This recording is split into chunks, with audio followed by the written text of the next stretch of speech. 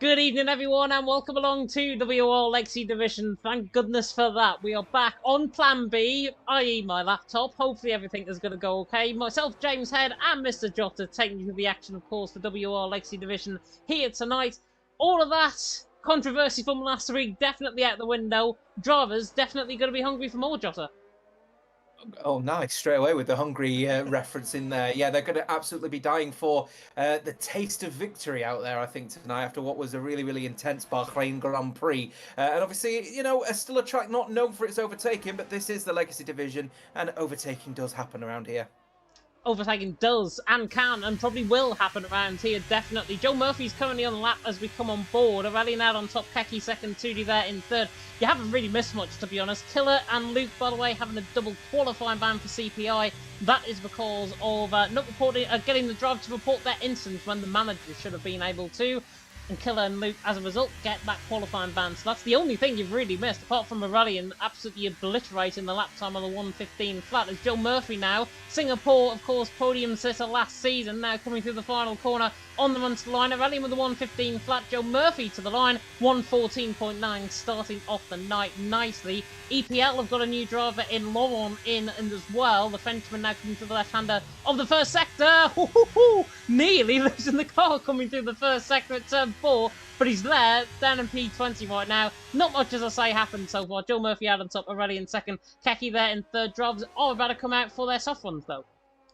I mean, if you are a regular viewer of the WOR Legacy Division, you will know that we are regularly late, unfortunately, for streams. But in this particular occasion, entirely on me, unfortunately, the sound is not working at all. So you'd have only been able to tune into my commentary, which is not the best at the greatest of times to take a look at what happened last week. For instance, Giovanno comes across the line for EPL, though. Third fastest with a 15.5, so plenty of lap time still available out there at the moment for sure. Not too much in the way of sort of lap times have really come in. And the other EPL driver of Laurent coming across the line now. He goes third fastest, beating his teammate by 0.3 of a second. Yeah, not a bad lap time there at all from him. Let's see if we can run on board them with TTM Placky. Hopefully the audio, by the way, is okay as we run on board with him. Now coming to the chicane at turns 6 and 7. And Placky, of course, filling in for Josh Gilly, who was originally part of their lineup. Placky, of course, a reserve driver now filling in for TTM. TTM definitely going to be on board in terms of this lap time. Now coming through this middle sector split, we'll see what his middle sector is. A 54 flat.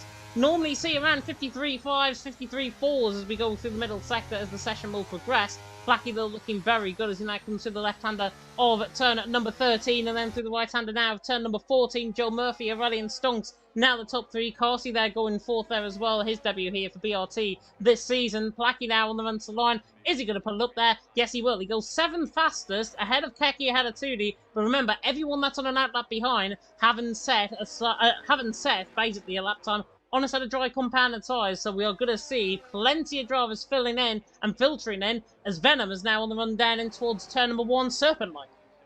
Yeah, absolutely. Got all the people from P8 downwards have either not set a lap time or have set a lap time on the intermediate tyre. One person I'm going to be keeping an eye on, though, two actually for that matter, is F7R Yossi and PSR Smokey. It's pretty critical for them now. Yossi really needs to get, a good race on board now. He had a pretty poor race last time out when he raced in Qatar, I think it was. And then, of course, Smokey coming out of nowhere to sign up for Novus Racing, and he didn't really have the best race either, finishing 13th. So a couple of critical laps coming in here to try and set a precedent for both of them, as it looks like Smokey just about to get going on a lap around Hungary. Yeah, Smokey indeed is going to get a lap on around Hungary. Venom was looking good through the first sector there. We'll ride on board then with Smokey. Of course, Declan Barrett, known to you and me now, former WR Console Tier 1 in Season 14 and also McLaren Shadow Development driver. And I'm sure they are going to be plenty of shadows around this track here with Smokey. Now coming to the left-hander of turn number 3, then through the right-hander now of turn number 2 even, then through the right-hander of turn number 3 on the run up the hill in towards my favourite corner out on the track, turn number 4. I've lost it plenty of times around here, as is Declan Barrett nearly as he runs wide coming through turn number 4. Even the best can get that corner wrong. Joe Murphy, Venom, Aurelian currently out on top. Smokey now coming through this middle sector split. And we'll see on board with the Alpha Tauri. Stonks that goes fourth. Not a bad lap time there at all from him. 2D there going fourth now. Cameron Dowd filtering into sixth position. Declan now coming to the left-hander of turn number 10, through the right-hander of turn number 11, getting caught in that curb, just close the car slightly. 53.6 though, bang on with what the middle sector has been setting so far. Joe Murphy, Venom Aurelian now the top three, but now Declan Barrett coming to the final couple of corners here at Hungary. He will be definitely hungry like the wolf as he comes in towards the right-hander of turn number 14. Joe Murphy, Venom Aurelian still the top three as Smokey now comes to the final corner. Is he about to smoke the field with this lap? No, goes second, 15 flat. Good lap time though, and it's still only Q1.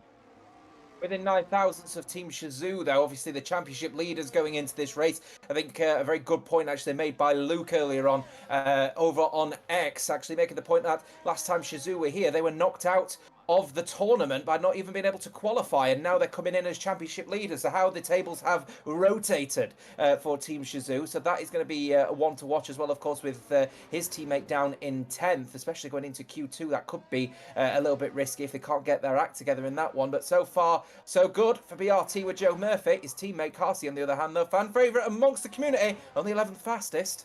Yeah, only 11th fastest, but he's actually put himself in a good precedent. He's quicker than Matteo, he's quicker than Laurent, he's quicker than Yossi. And Yossi down in P14, a 15.338, and the gap between him and Gavano, which is the danger zone right now, with only 3 getting knocked out here in Q1, with both CPR drivers having that qualifying ban. Yossi in 14, 15.3. He is not safe in the slightest. In fact, I will go as far as to say, anybody that's sitting on a 15.1 right now, Stonks and Keki might be fine. Ian Van Unen, though, and Cameron Dowd, I think are potentially in trouble. I think everyone from a mid 115.1 downwards are in trouble and have got to go again. Yeah, well, Aurelian's pretty confident he's through anyway with his 115.0, so he thinks he's all right and done and dusted. His teammate, on the other hand, really is not comfortable out there at the moment. He's not been comfortable pretty much throughout this tournament so far, has he, Yossi? So he needs to find sort of that inner strength that he had throughout Season 3 and pump it into Season 4, because so far he is well off the pace of his teammate by nearly 0.3 of a second. Of course, the bottom 3 will be knocked out. Of course, both CPI, as you've mentioned, are knocked out of qualifying regardless of whatever happens, because they're serving their qualifying ban. But F7R, once again, that disparity between the two drivers is too great for them to continue on with the push. In the race, they seem to really get it together, but if they can't get the qualifying right, they're not going to be able to take back-to-back championships. It's going to be a critical set of laps coming in now from F7R. Yossi's going to be coming straight in for another go at this one. I would expect Treya and probably Placky to improve quite considerably. I don't think they had good runs in the second sector, so I'm expecting TTM to at least get both of their drivers into the top 10 if they can. And as Treya, I mean, absolutely not an 18th place driver, so there's definitely more pace out there for the bottom two. You are right, mid 15.1s I would expect to be possibly the jump point here, so everyone from Ian Van Unen downwards is at risk, 100%. Yeah, Gabo and Tootie look like they're going to go again potentially in terms of their lap times. We'll just quickly have a look at the championship standings coming into tonight. Tootie there is retiring from the session. He feels he's safe enough in 6th. Maybe up against the Kosh potentially if we get toward the low 115s. But it is Team Shazoo leading the way on 129 points. F7R second on 128. E8 third on 126. And Novus Racing fourth after Liam Bowman's win last week on 120. So it is very close in the top 4. Then you've got the rest of the field, and I don't mean to blag about this, as we are going to get an illegal blocking restart, by the way, as Flacky's just picked that up. TTM in 5th on 39, CPI 6th on 34, Outplayed Racing 7th on 29, Team TF10 even in 8th on 26, Bunga Racing Team 9th on 25, L-Plan in 10th on 17, and NLR in 11th on 3. With the drivers now beginning to filter out once again on the final runs, Team Shazoo leading the way only by a point. F7R with Yossi there down in 14th. Aurelian looks safe in 5th position, but you cannot hold anything to account around a track like this where potentially drivers could improve 3, 4, 5 tenths of lap time from their first runs onto their second run. This is going to be game time, and pretty much everyone that I've expected to, 15.1 downwards, are actually out there on track and have to go again, apart from Keki, who's actually came back in the pits. It's a really technical track, though, isn't it, the circuit or the Hungaroring? Because, you know, every sort of step you take, you know, is going to be a potential make or breaker for every single corner, especially in that second sector. I think this is where Placky and Treya had their mistakes. So I do think that there are, you know, there's plenty of time to find at every single corner, you know, if you get it right. Because even if you get it slightly wrong, you can lose quite a chunk of time around a circuit like this one, so it's very difficult to get the perfect lap around the Hungaroring. But the first person to be setting a lap time, by the looks of things, and immediately trying to set the precedent will be Prix, coming across the final corner to have another go and try and get through to Q2, and away he goes. And let's run and ball with them down in towards the right-hander now, turn number 1 in the Williams, which of course is changing the livery very, very slightly in real life for the 2024 car. Prix now coming through the right-hander of turn number 1, on the run now down in towards turns 2 and 3, and this is pretty much now the big point of the circuit where, when you run up the hill, coming through turn number 4,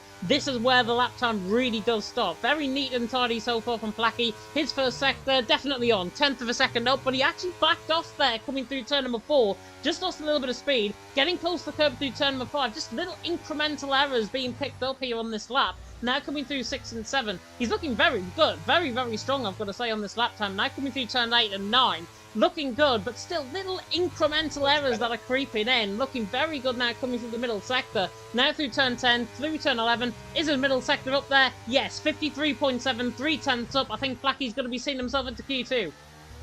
Yeah, potentially, but it's going to be all about this final set of corners here. Lock up on this left-hander and you will be out of qualifying, Prix, but he's taking on the pressure. He knows he made the mistake. He's not making it again. A fabulous right-hander where he made that mistake going through turn 10, I think it was. But then here he comes then across the line right now to set the precedent for 9th fastest with a 15.17. So still within that danger zone. Stefano coming across the line with a 15.15 of his own. In Van Unen is not improving and has invalidated his lap, so he's coming in. But purple second sector for Cameron Dowds for Team Shazoo as Carsey makes it a BRT 1-2. BRT 1-2 for how long? Cameron Dowds now coming through the final couple of corners. Runner-up in the PSGL PSF1 Championship this season. Now coming through the final corner to try and absolutely smoke the field. Cameron Dowds on the run to the line. Oh, and he goes quickest. 14.906. Fantastic lap time by the Scotsman. Stonk's not improving. I think he's safe. Stefano not improving. He's safe, I think, as well. Just looking through. Matteo and Yossi on the run to the line. Yossi puts him 7. Matteo at the minute is out. And he's only improving by 600ths of a second. This is absolutely now game time for Matteo. Now coming through the final corner, the Italian. Is the ET8 man going to go out in Q1? Is he going to knock his own teammate out? Matteo now on the run to the line. Does knock his own teammate out. Matteo there goes 10th. Stefano not improving. Neither's Prix, I don't think, either. Ian Van Unen, though, is out of Q1. That is a big shock in my eyes. Trey is also out. Gavano out. They the three that actually set lap times. Killer and Luke, obviously, with 2 qualifying bans. But Ian Van Unen, not only getting knocked out of Q1, but getting knocked out by his own teammate. Yeah, driver considered to be one of the main front runners of the team now is Ian Van Unen, according to Baz when I spoke to him earlier this week. He is a driver that's considered to be, you know, the front runner, the driver that's setting the precedent, but qualify was an absolute shocker for the ETA driver. Of course, ETA leading the championship for 2 rounds before Team Shazoo took over. Now third in the standings, 3 points separating them from Team Shazoo, and that is the last thing that they need, especially with both Shazoo drivers now through into the next set of qualifiers. So yeah, not the best, shall we say, from the ETA team. However, F7R managing to get Yossi through then with a really consistent lap time, and both drivers just hugging each other in 7th and 8th respectively. Kind of performance that I think that F7R are looking for as regards to consistency, but the pace is still not there. Yeah, the pace is still not there. Maybe Q2 and Q3 will shine a light, I think, on F7R in terms of their pace, but Cameron Dowds out on top. Is he going to be the man favoured for pole position? Who knows? Joe Murphy there in 2nd with Parsi there in 3rd. Fake Irishman, by the way, in 2nd. Smokey there in 4th with Venom in 5th. Cabal there running up the top 6 with Yossi, Aureli and Tudi, and Matteo running up the top 10. Then Stonks, Keki, Loron, who's in his first Q2 session for EPL. Good job from him. Stefano there in 14th. Prix there in 15th. We may only get, though, 14 drivers potentially because Prix has had illegal blocking and he's there down in 15th position. I think he is safe. He looks on the graphics safe at the minute. Ian Van Unen, Trey, Gavano aren't. M Killer, of course, and Luke both out of the session at the end of Q1. And that was Q1 over and done with. We will transition you to Q2 very soon indeed. But you can actually see us, and you can actually see me in a much better light, by the way, because I've got a new camera. That Q1, very interesting indeed in terms of the session. Ian Van Unen obviously out. Cameron Dowds top in the session. 2 young protagonists right at the top of their game. 1 out, 1 in. 1 out, 1 in, and I think very peculiar on ET8's part, actually, because they were a team that were at the front in Monaco. They were really showing the pace throughout the other 2 rounds, but Ian Van Hunen just could not find the lap. And Hungary, as I said, it's a very technical track, isn't it? So one mistake and you can be either in or out of a qualifier, and it was only what, I think it was 4 thousandths of a second, I think it was, between qualifying and not qualifying for Q2. So very peculiar. Placky is involved in Q2, obviously. He will be taking part in this session. I will be taking part in Q3 if he qualifies, but of course we will be committing to that race restart once we get going again. But this is going to be fun, this Q2 ahead of us, but it is a bit of a mixed bag. I'm again going to be keeping a firm eye on F7R because they need to keep up that consistency and then find the pace. Yeah, I think it's going to be wide open, to be honest, this qualifying session. I think all season, it's been pretty wide open, I've got to be honest, this season. I think on paper, we had it down maybe as F7R OP. OP obviously getting, well, eliminated basically out of the sim racing ownership with transitioning drivers over to F7R and whatever, them closing down, really puts now the eyes really on the rest of the teams. And I think so far, it has been really good to see quite a wide open field to Legacy Division this season.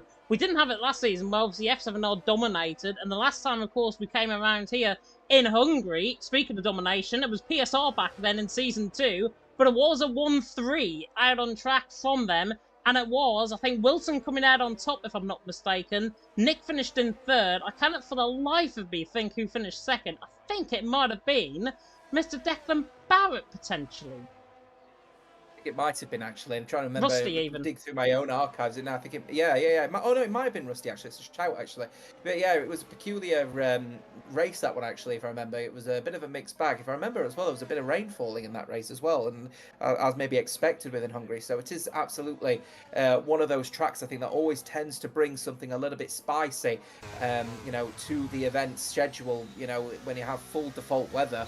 As we do tonight, unlike last week, you know, anything can happen, and it usually does around this circuit, as we're now starting to see the first lap times be on their way.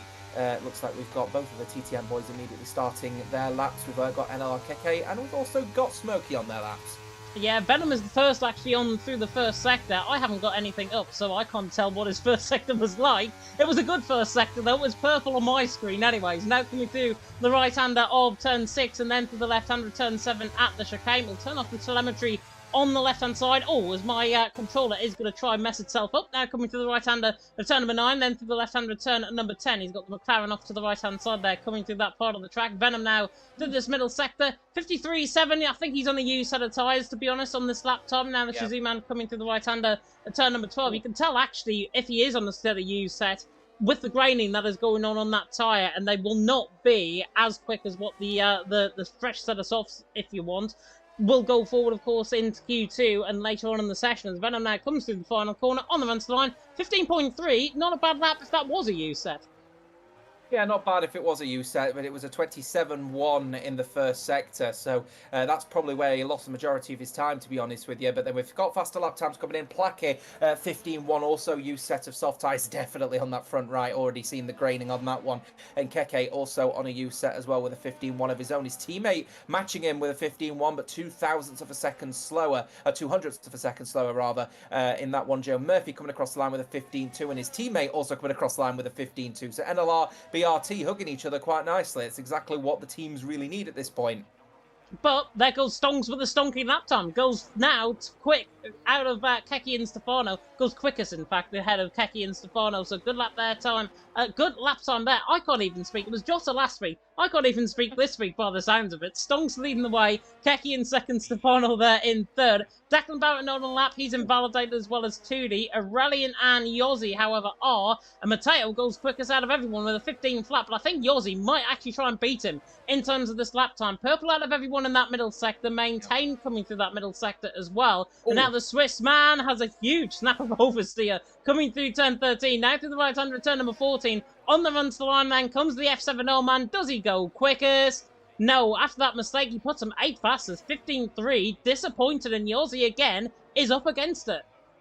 Horrible circuit, isn't it, when you make that mistake? I keep saying it. The technical part of the circuit, make that one mistake and you end up just flat out losing the car and losing 2 or 3 tenths in one corner. You probably were actually on for first place actually in that particular lap, but that big tank slapper, well caught though, to be fair, going through the second to final corner, and that is it for Yossi. He's definitely going to have another run on this one as Gabbert decides to make a bit of an overtake on one of the Williams boys, I think it is, to just get on with it as he now enters the pit lane. He just wants to get another lap time on the board because both of the Novus Racing drivers have invalidated lap times. Good lap though from Aurelian with a 14.9. Again, used set of soft tyres already on into the 14s on a used set of softs by the looks of things from F7R's Aurelian. So, but again, it really emphasises that difference, doesn't it, between Yossi and Aurelian. Yossi's got the pace but not got the consistency. Aurelian's got both, and that's what just shows exactly the mechanism that F7R have got. They need to find the consistency in Yossi, otherwise they're not going to be championship winners this year. Yeah, Aurelian, I think, has got definitely consistency, and I think he's been about as consistent as I've ever seen him on console. Yeah. Of course, he won the PSF1 title on Monday. Congratulations, by the way, Aurelian, on that. And obviously, he has taken that, and he's a one-time F1 Esports Challengers driver, and I think that's what drivers might think, and people tuning into the stream might forget. These guys potentially are going to be F1 Esports stars of the future. Aurelian definitely top of this game, and I'd argue, honestly, Aurelian's probably one of the top drivers on console right now, and given his performance so far in Q2, I think we can back that up. Yeah, no, fair comment about Aurelian actually at the moment, because the thing is, especially, is that the talent pool out on console at the moment is actually not particularly strong because there's no standout crowd. There's just a group of people that seem to be really going the next step, and granted, that's going to put them in esports challengers sort of territory, but because there's no standout crowd, I think people are arguing that maybe the talent pool is not as strong as it once was. But Aurelian is starting, but slowly but surely starting to develop a little bit of a name for himself, you know, and obviously in the next possible Ronhar, if you will, who managed to make the pace. So a bit of a traffic issue from Laurent, but he's able to get through the second sector reasonably okay for EPL as he's just going through the right-hander. Yeah, looking nice actually on this lap so far. The EPL man, PSGL F4 champion, F4 driver even for this season. PSGL F6 champion back in the day as well. And Laurent has got good form from PSGL coming into tonight here in WOR. And Laurent is looking very aggressive through this middle sector. 53.6 is probably on par with the likes of Joe Murphy, Carsey, Plackey, that sort of area. I'm thinking in terms of this lap time. Marcos, by the way, speaking of talented drivers, he's there in the chat. Good evening to you. Already out on top. Mateo second, Stonks there in third. Keki just starting up on a lap as well, as Laurent now comes through the final corner. On the run to the line comes the EPL man. What does he set? He goes fifth, and exactly in the ballpark where I expect him to. But remember, it was a 15.1 cutoff in Q1. He's just had a 15.145, so he is dead centre in possibly the danger zone as we go forward in the session. Final lap time, I think, on the old softs, though, because they are splintering quite horribly on that front right. So not a bad lap time, actually, to put himself slap bang in the middle of the NLR drivers and actually getting into the TTM territory for the El Plan Racing team. So good effort indeed from Lawrence, but very aggressive driving style, hasn't he? He's got a very Fernando Alonso 06-esque style, just chucking the car through the corners. One would say possibly overdriving the car a little bit, and that is a bit risky indeed if he goes into the race. So there's even a bit of an ooh, James. And I'm nearly choking on my drink. Keki is actually 2.5 tenths up through the middle sector. Good job. Sorry, mate, I caught that well timed, didn't I? It was brilliant timing, brilliant timing. Keki now through the final corner. He's going quicker than Aurelian here, I think. On the run to the line in terms of lap time. Oh yeah, 14.7. That's definitely a fresh set of rubber. Aurelian there in second, though. If that was on a used set, he has probably set the quickest used set lap time I think I've seen around this track. And Aurelian there in second, Mateo there in third. We've got other drivers coming in. Declan Barrett opting actually to back off. He's came back into the pit lane. Gabor is in invalidated lap time, but Cameron Dowd, 53.4 in the middle sector, is there in the ballpark. Now coming through the right-hander of turn 14, of course, where Vettel famously spun around here in the Red Bull days. Cameron Dowd's on the run line. Does he go quicker? No, but he is quicker than his PSGL rival in Aurelian. And I think, mentality-wise, that's going to give him a bit of confidence. Yeah, but TF10 Tudy going fastest in the second sector, apparently, which is blisteringly quick, actually, from the TF10 boy in that second sector. It is actually really quick, actually, as he now approaches the third sector now, and of course, the end of the third sector being the end of the lap. Comes across the lap time right now, a third fastest with a 14.8. Actually, a really good lap time for Team TF10, actually, through Tudy getting into third place. So, actually, a little bit of a mixed bag out there at the moment with those in the 14, in the 1 minute 14s. But, you know, while Matteo will be thinking, well, I only got a 15.0 and how am I in fifth, I wonder? Well, he's going to have to change that one with a new, fresh, soft lap time, which he's just started right now. While I was saying, well, I was just on the roll at the moment as well. You may have heard me in the background going, oh dear, oh no. And the reason why is because both of the Novus boys, again, have invalidated their lap times. So they're now both back in the pit lane with, we're going to have to put a fresh set of boots on and have possibly only one attempt at a lap to get through to Q2, get through out of Q2 and into Q3 rather. This is not the best effort so far from Novus Racing. And Yossi there goes third as well, and now puts them completely up against it, to be honest. Gabor and Declan Barrett, 14th and 15th. Novus Racing, remember, Liam Bowman took the race win by 5 seconds. 5 seconds was the race winning margin last week in that, albeit turn 1 absolute carnage that we saw, and that definitely got registered as a short, as Aurelian now goes quicker, 14.7, only though 1700ths of a second clear, and the top 4 separated by less than a tenth, so it is going to be very close around here in terms of qualifying. Louis Valentine's just put in the chat, Keki P1, it was good while it lasted, to be honest. The Frenchman now going quickest of Aurelian, but he is at least part of your own country, in France, of course. Aurelian there, out on top. Keki second, Cameron Dad in third, Placky catching you right, good in the middle sector. Yeah, absolutely fantastic second sector actually here from Placky, and this might be breaching into the 1:14.6s as it stands here because he's blisteringly quick in the second. His first sector wasn't particularly great, but here he comes across the line right now, 14.8 actually in the end then from Placky. So that first sector let him down big time on a fresh set of soft times. He only managed to find half a tenth. So if he found maybe a tenth or two, he could have been towards the front there, but actually good effort from the Team TTM, and Top Tier Motorsport will be hoping Stonks can at least improve on his lap time, because there is a real possibility both of their team drivers will get through to Q3 as it stands. And we're still waiting on Novus Racing to send out their drivers, by the way. They're still yet to set a lap time, and they're leaving it very late if they want to try and at least have a couple of runs at this one, if they make a mistake, as they have been throughout this entire qualifier. Yeah, I think there's just under 3 minutes of the session left, so they have got time to possibly go pretty much what like ET8 did on their intermediate lap times, which you didn't catch, by the way, on the stream because we were having technical issues. I did catch, though, kind of a little bit of slipstreaming between ET8, dare I say it, Ian Van Unen and Matteo, so maybe if that does get reported by a team, and I don't report it, certainly I'm not going to, because I'm not going to stoop down to those low levels, but in terms of ETA, if they get looked into, potentially we could see Matteo out of this session. He's down there in 7th right now, 15 flat, but he's looking quite good at this stage. He's on an outlap right now, Venom on an outlap right now. As it stands, if it was to remain as it is, Joe Murphy, Carsey, who qualified P2, remember, in Q1, Venom, Gabor, and Declan Barrett all out of Q2 as it stands. In that, we've got Joe Murphy, who finished on the podium in Singapore, Venom, who's finished on the podium in the past in Season 1, and Declan Barrett, who's finished on the podium in God knows how many races. He's there down in 15th. Venom, though, better start on a lap, and hopefully he's going to try and RKO the field.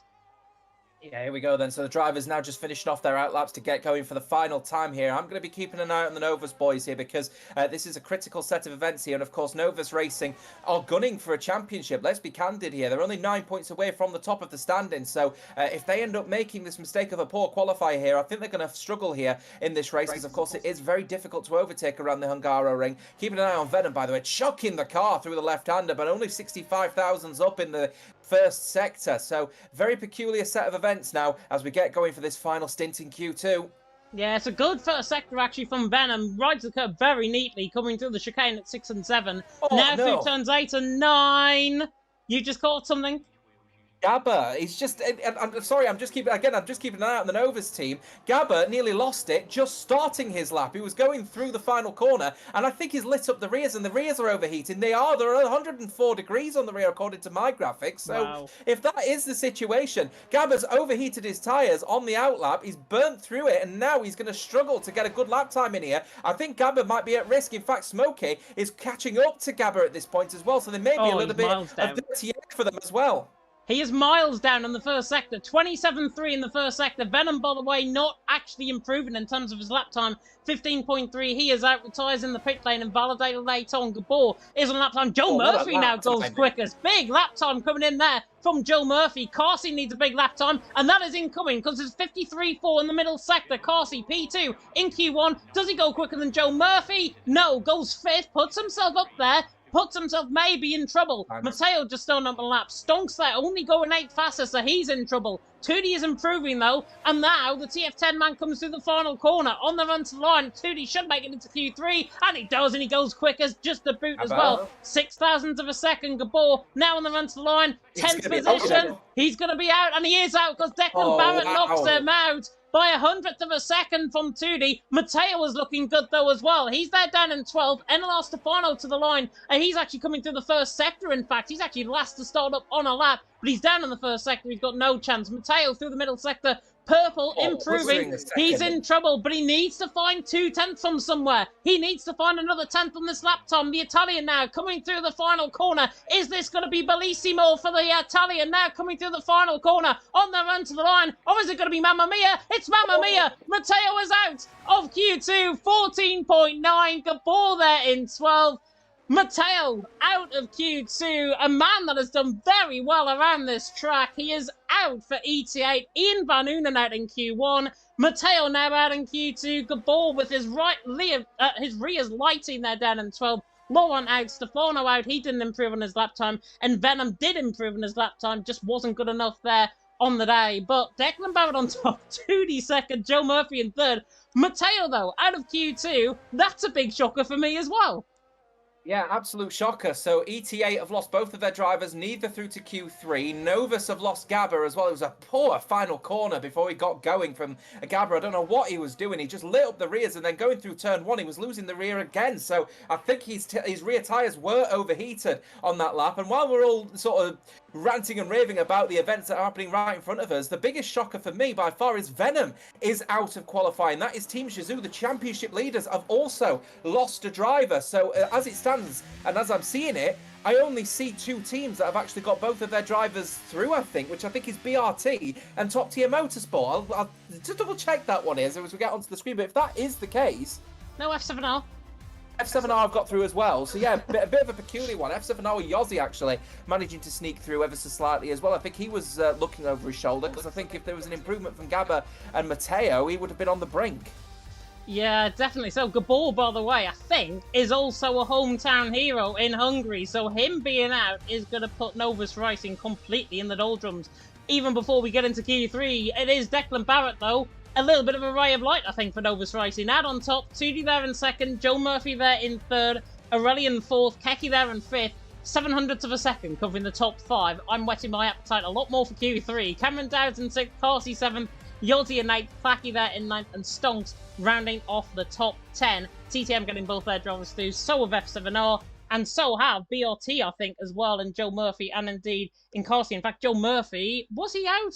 No, Joe Murphy was third. Yeah, I'm right in BRT. I don't know why I was second guessing that. Yeah, BRT are both through, and I think this is a really, really good qualifier, actually, for both them and Top Tier Motorsport, because by the sounds of things, when I was speaking to TTM, actually, a couple of weeks ago, they didn't put Hungary as one of those circuits where they thought that they could be in there. So to have both of their drivers through, this is a good opportunity for some big points for both of their teams here, and F7R desperately need that consistency. They didn't have it in Q1, but in Q2, they've absolutely got it. Now, Yossi's started to find his feet a little bit. What can he do for potentially Q3? Who's favourite for pole? I don't know is the answer. It is a real mixed bag. If you, by the way, if you put frequently asked questions into the YouTube chat, we're not going to have any answers for you because we're literally clueless, just as much as you are, as who's going to be on top here in pole position. If you know and you are a betting man and you want to predict that in the comment section, you can do. I am gonna kind of go for prediction. In fact, I am gonna go for prediction. I am gonna go. Oh, Aurelian for Paul. Oh, don't say that because now I can't go for Aurelian either. I'll have to go for something else. I was going to say Aurelian if I were going to have to put anything on because I think Aurelian's got the consistency that they need at the moment. Obviously, fresh off the back of a championship win, that man is going to be in form. Otherwise, oh, you know what? You know what? You know what? I don't know. I think if there's a mixed bag here and there's a one mistake coming, then we have to look at the people who have been probably most consistent. Joe Murphy. Yeah, Adrian Kakara is actually there in the chat. Has just put Joe Murphy for pole position. So you might be on the same wavelength there, quite literally. Why not? Why not? Yeah, he qualified, what, I think third in Q2 there. He's been up there in Q1. Could be a contender. But as we've seen so far this season in qualifying, teams that normally qualified toward the bottom end of Q1 and Q2 come alive in Q3. I'm looking maybe at TTM. Stonk's on the lap time right now. He's just about to set up on one. Placky as well, very consistent driver on his day. I wouldn't rule out TTM in all of this. Yeah, they want a bit of a sort of I don't know what the right word for it is they need a little bit of a kickback after what happened in Monaco, don't they? Because they were on their way to potentially being favourites for a win in Monaco, and then a poor Q3 pretty much sealed the deal for them here. This is another one of those tracks like Monaco where it's very difficult to overtake. So they are going to take those learnings from Monaco, implement them into this qualifier. They could be in and around there, but I would expect one driver to be in the top 5, the other maybe 7th or 8th. So let's see which way it's going to be, but don't discredit them potentially for pole. I think you are right in that one. Stonk's on his lap, though. He's went for a lap very early, wants to get on with it. Yeah, 27 flat through the first sector, not looking too bad. Keki getting tipped up by Louis Valentin and Midway there in the chat. They obviously know something that we don't. Stonk's now coming through the right-hander of 6 and 7, then into the left-hander of turns 8 and 9. Cameron Dowds, Joe Murphy, Stonk's currently the top 3, but they haven't had a lap time just yet. Now Stonk's coming through the left-hander of turn number 10, then through the right-hander now of turn number 11. The TTM man, Is he up in the middle sector? Oh yes he is, 53.4. On par with what we saw in the midpoint of Q2 there and at the end of Q2. So looking very good so far now as he comes into the left-hander of turn number 13. Oh, getting a little bit of over-rotation, just slightly coming through the inside of the corner. Negotiate that very nicely. Now coming through the right-hander of turn 14. On the run to the line. Should be a good lap time from Stonks. 14.6. 14.8 in the end. Stonks there going quickest out of everyone. Lays the benchmark down for everyone else. Yeah, you know what? And I would have said it would have probably been a 14.6 if it wasn't for that slight little kick out of the car. And just to make clear as well, I do think they're used boots as well. I don't think they're new tyres. So that's a really good lap time, actually, from Stonks on a used set of tyres. So let's see what the other ones have got coming up here. We've got outlaps galore happening. Carsey will be the next person to set a lap, but he's all the way back in the first sector still. We'll see what his first sector split looks like as he comes across the line right now. 27.0 in the first sector. Oh, my goodness me. Absolutely mounting the curb, beaching it, but very well held as he goes through the right-hander. And I think he's probably lost a 10th or 2 going through there into the chicane. Right, then left hand. How much of the curb he's going to take? He's electing not to do so. And again, the car is not looking steady, shall we say. He's absolutely pushing that car to its absolute limit. But I don't think there is a very safe car underneath Carsey at the moment. Then as he comes across the second sector split, 53.8 as expected, is a little bit down. Yeah, he is a little bit down, but if he irons out some of these mistakes that he's been making through that middle sector, he can get a very good lap time and probably be on par with Stonks, I think, in terms of his lap time. Carsey now coming through the right-hander of the final corner on the run toward the line. He will come on his first lap. Should be around a 15-1 or 15-2 in the end. Very close we are to these lap times. Cameron Dowds is on a lap coming through the middle sector. Yossi just starting on one. Just trying to see who's furthest on, actually, in terms of a lap time. I think, actually, it might be the Alfa Romeo Joe Murphy coming through the final corner. 53.2 in the middle sector. Joe Murphy cooking really up something to the line. 14.6 nice. Goes quickest, and the fake Irishman goes quickest ahead of everyone. Oh wow, okay. If that's a use set of tyres again, I would expect that BRT Joe Murphy might have actually been a pretty good call here. Placky Placky. second fastest as well. You are right about that theory about TTM though, ain't it? About how far behind they were, and then suddenly they may end up displaying something. Oh, Cameron Dowds for Team Shazoo is exactly what we needed from the championship leaders. 14.609. They needed to put that performance in. Other lap times are going to be coming in thick and fast. Next one will be NLR's. Keke comes across the line. Fourth fastest for the Keke fandom is going to have to find a bit more pace if he wants to try and nab pole on this occasion. Aurelian is up in the middle sector though. 2D is on lap time, but he's not going to be improving, I don't think, beyond what Aurelian's doing. A 53.1 in that middle sector. The Red Bull now for 2D, coming to the line, goes fifth. Aurelian is going to try and obliterate Cameron Dowd team with this lap time. Now coming through the final corner, on the run to line, 14.5, 14.544, goes quickest. Yossi now to the line and behind. He goes 7th. And again, Yossi just off the pace. Declan Barrett now on the run to the line. Is he going to defeat Aurelian? No, he only goes 3rd. So it is Aurelian from Cameron Dowd from Smokey. And you know, with me being on PSGL F1 comms, I'm looking very, very smug right now. Less than a tenth and a half separating first from 5th, by the way. Just over a tenth and a half separating first from 6th. And 3/10 separating first from 9th. Carsey not setting a representative lap time. Less than a tenth separating the top 3. Blisteringly quick lap times coming in here. And if I assume the majority of those are used set of tyres as well. There may be some new ones in there. I'm not entirely sure. I don't care. This is fantastic. We've got 5 minutes to go. This is going to be an all-out battle for pole here. And I genuinely think anybody in the top 5 has got a real shout, possibly even Keke, actually. And you know what? I can't discredit Tudor either for that matter, only 0.02 of a second behind.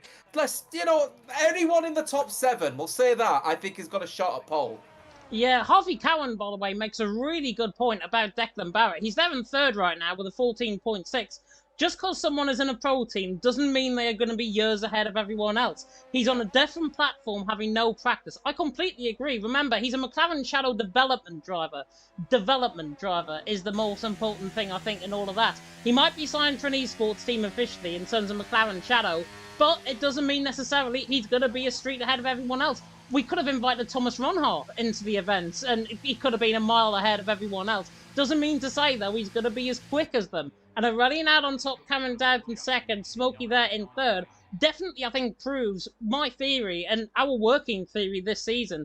Lexi Division Season 4 is the most wide open we have ever seen, regardless of if you're signed for an esports team or not. The top 7 are all different teams, James. It's absolutely astronomical what we're witnessing here. We've got anybody could get a mixed bag here, but this is the epitome of what happened last season when none of the drivers, none of the teams could really get any kind of consistency flowing. And it's happening live right now where, again, the top 7 are all from different teams. So any team could be on pole, I think, within the top 7. Yossi might have a bit of an outside chance. Stonks might be in there as well. But it's just an absolute beautiful scene happening right now in qualifiers. Let's see what the race is going to, is going to happen. I'd expect there's some big things potentially going to happen in the race. I think people are going to, go for that dive early on because they know that there's an opportunity. There's not that much in the way of opportunity for overtaking, but people already wanting to get out there and have a go. Fresh set of boots on, and it looks like both of the BRT boys have been sent out. Let's see what they can do. Yeah, definitely so. Luke Humphrey's also saying, by the way, that Thomas Ronhart did try and sign with F7R for this event. That is completely true. I have heard that as well. I got told that from the 24 Hours of F1 event, and that's what they were trying to scout him to come back on console and obviously try and provide F7R with a bit of backup. F7R right now, I think, need him because the top 7 are all different teams, and the only 3 teams in Q3 are F7R, TTM, and BRT. And look at where they are. They've got 1 driver in 1st, 1 driver in 4th, 1 driver in 5th. And then you've got everyone else in the top 7, pretty much 7 teams as per 1. Every single other team that has got another driver in are 8th, 9th, and 10th, which is, I think, very, very strange, but also very good, I think, for the progress of this race.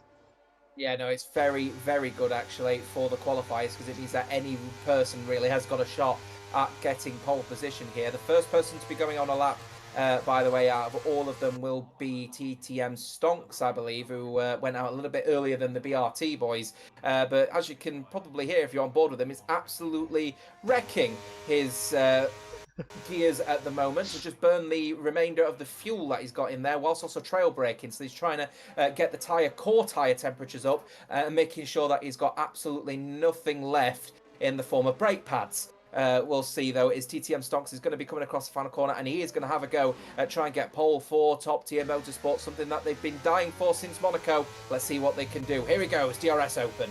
Yeah, let's see what Stonks can do. TTM man on a 14.843. Looking to put my theory to perspective and say about a 0.3 improvement in this lap time. 14.5 is where I'm expecting them to. Very nice through the first corner, as you mentioned. Now coming down the hill into the left-hander now of turns number 2 and then through the right-hander of turn number 3. And this Williams is absolutely hooked up on this lap time as he nearly loses the car. Coming through turn number 2 off the camera angle. Stonks there coming through the first sector. 27 flat, so he is up in that first sector and looking very, very good as he does so. Now coming through the right-hander of turn number 5. Car killer corner, as I nickname it around this track. Now coming through the right-hander of turn 6 and then through the left-hander of turn number 7. Aurelian, Cameron Dowd, Smokey, currently your top 3. Stonks is looking good through this first sector. Right to the curb and might just lose him a bit of time now. Coming through turns 8 and 9. In towards 10 now through 11 and through the middle sector split. Stonks middle sector. Oh, he's up. 53.3. Big, big lap time coming in here for the TTM man. Can he find a 10th and a half?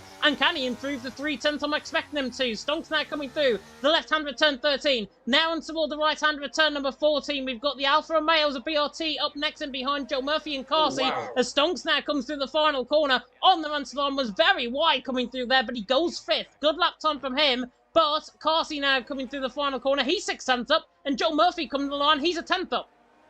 Yeah, looking good. It's Joe Murphy, fastest of anyone with a 14.4. Where is his teammate Carsey going to be? Third fastest for the team and BRT. That's exactly what they're looking for. But where are everyone else looking? Aurelian is up only 38 thousandths of a second in the second sector. His first sector wasn't too sharp, though, as he comes through the final corner. Great exit out of the final corner for Aurelian. Goes fastest. 1:14.398. So it's a good lap time. Yossi, where's his teammate going to be?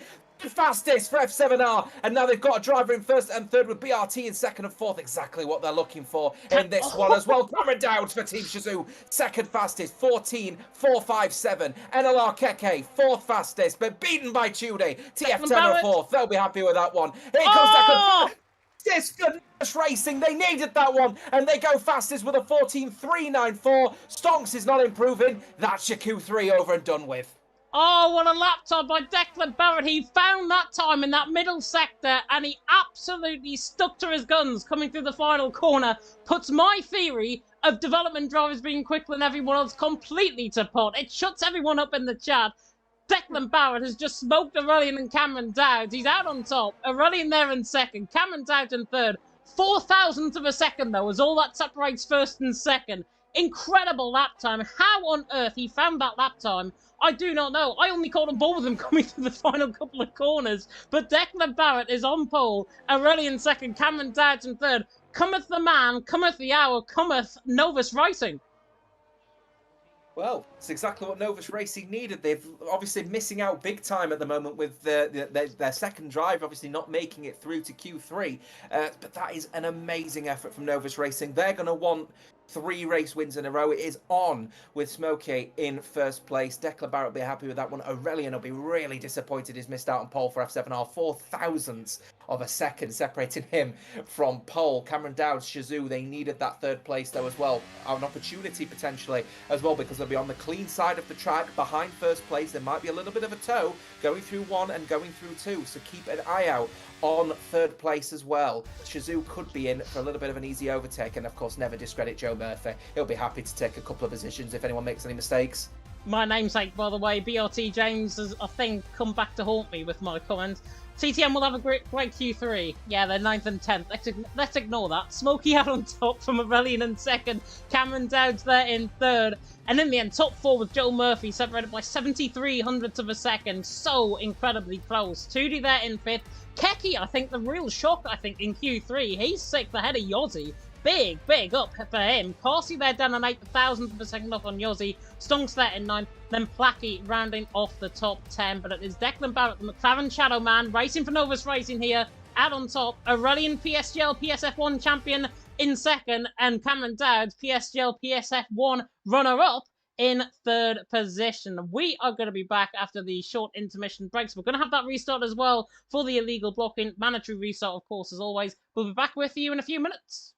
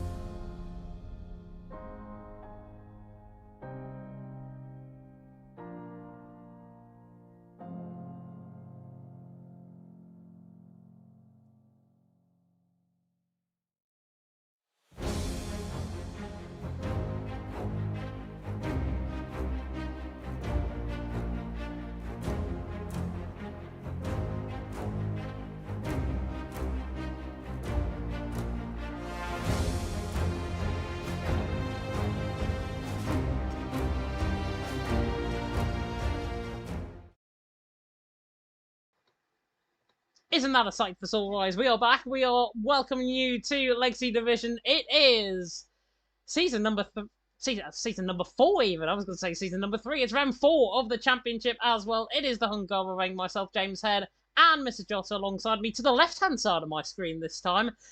Fantastic qualifying there. Novus Racing absolutely hammering it in terms of the final qualifying session. And it's that man, Declan Barrett, on pole position.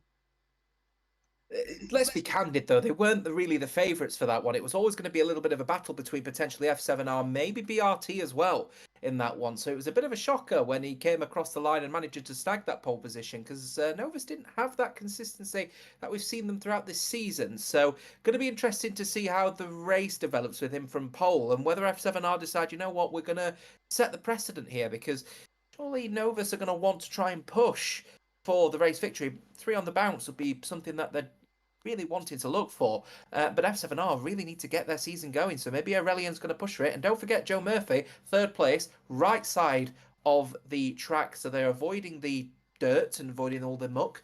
And will have the opportunity to have the toe on pole position. So those 3 could be in a bit of a scrap going into 1 and 2. Joe Murphy can normally get good starts as well. So I think he's definitely going to be one to watch out for from that second row. On that right-hand side of the grid, it's going to be really intriguing, I think, the race start, certainly out on track. A reminder, of course, of what happened, that's the wrong graphic, what happened last week in what was absolute chaos in Bahrain, let's just face it. Liam Bowman out on top from F7R, Stefano in 2nd, Tom there finishing in 3rd, Matteo in the end finishing 4th, and only 4/10 of a second off Tom for that final podium spot. Wiener 5th with the rally in 2D, Lou, Stonks, Igor Jelen ran off a top 10. Good start from CPI in terms of their Legacy Division. They up against it here tonight. Jaeger, Cameron Dowds, a race to forget. Declan Barrett, a race to forget last week as well, getting caught up early on. Dirk and Stefano 14th and 15th. Championship standings are as follows. Before we get into the lobby, Team Shazoo out on top on 129 points. F7R 2nd on 128. ETA 3rd on 126, Novus Racing 4th on 120. Then a huge jump down, a big chasm of a gap to TTM in 5th on 39. CPI 6th on 34 after their strong result last week with Wiener. Outplayed Racing 7th on 29, then Team TF 10 on 8th on 26. Bunga Racing Team 9th on 25. Alpine in 10th on 17, and NLR in 11th on 3 points. And looking at those standings, Jota, Team Shazoo out on top, a point separating them and F7R. Both teams, let's face it, in Q3 there, very inconsistent with their drivers. Of course, getting knocked out Venom in Q2, F7R with Yossi up against it, ET8 up against it with having Ian Van Unen out in Q1 and Matteo out in Q2. Novus Racing all of a sudden seemed to be the more favourable option. You'd have to argue potentially, but I'm not entirely convinced of any of the team's performances in those top 4 in qualifying. Maybe the race will bring something a bit different. So let's see what is in potentially the motions. But I'd keep a firm eye if you want to look at the midfield, potentially on TTM. 39 points as it stands at the moment. They've got both of their drivers through to Q3. Granted, they start 9th and 10th, but they could be a nice blockade for any of the drivers behind them looking to try and make some inroads. And of course, any mistakes that happen in front of them, they'll be happy to sweep up the points. So could be a bit of a points haul on the way for TTM. They just need to keep that race going, race consistency going that they've been striving for. And then, of course, Novus will be hoping that they can get Declan Barrett's first win of the season underway. And of course, don't ever discredit the likes of F7R. I know that they're not in the greatest form at the moment, but Aurelian especially is himself in good form and will always be happy to swallow up positions where necessary. Also, shout out as well to the Bunga Racing team down in 9th on 25 as well, with Joe Murphy in 3rd. I do think that he is going to have a lovely toe going through 1 and 2 especially. Starting from 3rd on the right side of the, by right side I mean the correct side of the grid, behind pole position on the non-scrub side as well. No rubber laid out on the circuit there, so it'll be nice and clean. And again, as you mentioned earlier on, he's going to have a blistering start there, isn't he? Yeah, it is very, very dark. We've been told, by the way, the drivers can ready up at 34, so about a minute's time until we get going in terms of the driving out on track here in Hungary. Perfect time to let us know in the comment section who you think is going to win this race. Judging by how qualifying went, there was a lot of predictions. I think Avatar might have been the only one that got Declan Barrett for pole position, maybe by a couple of others. But Avatar saying he got smoking for pole, give me money. definitely not giving you money. We don't even get paid ourselves for this, so I can't pay you out of my wages, unfortunately. But, Jota, I'm going to come to you. Who do you think's going to win? That's a solid question. I think it will end up being a Novus Racing carryover, won't it? It'll be 3 in a row for them. I reckon Declan's got this one in the under wraps, I think. If not, it'll be Aurelian. I'm going to change from qualifying. I did say Aurelian for pole, and look what happened there. He finished second. I'm going to go Cameron Dowds, I think. I just have a good feeling that Chazoo might just pull it out of the fire. Cameron's very good in terms of ERS management, key factor around here. I'm going to go Cameron Dowds for the win, and that is not because I'm the biggest Cameron Dowds fanboy in his fan club, but we're going to get going very soon indeed. Out on track. The timer, I think, is ticking down until we get going out on track here in Hungary at Magnar Nadadech. Noob saying there in the chat we need full wet. It kind of looks like we could get full wet at any point, to be honest. We haven't started yet, but now the fab red lights are now coming on here in Hungary. Round number 4, Legacy Division, about to get underway. And it is lights on the way we go, and Smokey gets a good start. Joe Murphy off the line, not really a good start. There's a yellow flag. Somebody hasn't started in the background. Smokey, though, leads the way. Aurelian there in second, trying to dice into the toe. And the go around the outside of turn number 1. Can the Frenchman manage it? Not quite. The Declan Barrett, though, leads through turn number 1. Aurelian there in second. Joe Murphy in third. Tootie there in fourth. Cameron Dowds is dropping position, and he's dropping down to 7th. Keki around the outside, trying to now get the job done. F7R Yossi's all out of shape coming through turn number 2. Still there on the inside coming through turn number 3 is Keki. Carsey in there as well. Cameron Dowds losing track, losing positions there as well. Is Stonks going wide, but Declan Barrett leads through the first sector. Aurelian in second. Joe Murphy there in third. Tootie there in fourth. But Cameron Dowds has had an absolute shocker of a start.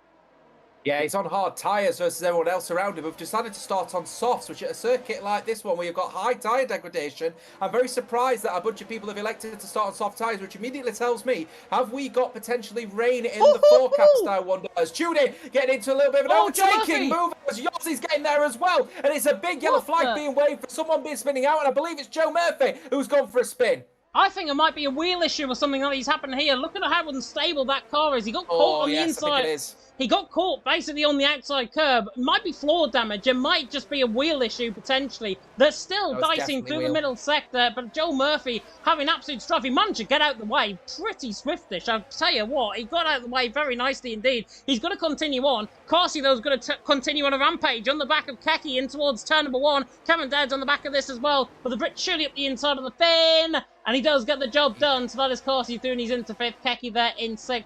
And as you say, Cameron Dowds on that side of Hards there in 7th, making his way through the field as Try up to 12th. Ian Van Unen there in 13th. Let's have a look, though, at what the position changes were at the end of lap 1. A lot of position changes. Joe Murphy losing 14. Stonks losing 10 in the end. Stefano losing 6. I think he's got front wing damage potentially. But everyone else is pretty much game positions, bar Keki, Aurelian and Smokey, who remained as they are. Cameron Dowds being the real loser on that sort of hard compound of tyres.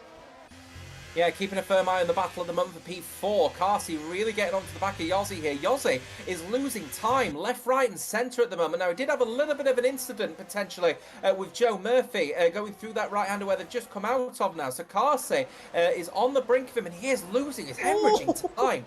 At the wazoo at the moment is Yossi. You're getting a bit of an ooh, James. TF10 Trey trying to go around the outside of a Lauren on his first race here. For EPL, Trey is still on the inside line. Can he find a way through the check man? No, he can't. He's there checking his rear mirrors because Ian Van Unen is right on the back of him there in 13th. Look at the gap, though. The top 3. 3.7 seconds clear of Yossi. Yossi is an absolute snail right now. Out in front there in 4th. Yeah. He's got Carsey on the back of him. Cameron Dowds going for the dive there on Keki as well. Now trying to go for the outside line in towards turn number 2. And I think he's going to get ahead. He does indeed. Cameron Dowds now through. And he's into 6th. As long as he stays with Carsey and Yossi, Yossi there is the one that is going to really cost him time. Yossi 4.1 seconds down. Has he changed his setup potentially in between the break? Or is he just really slow at this stage? Because you cannot forfeit 4.2 seconds unless you've got a problem.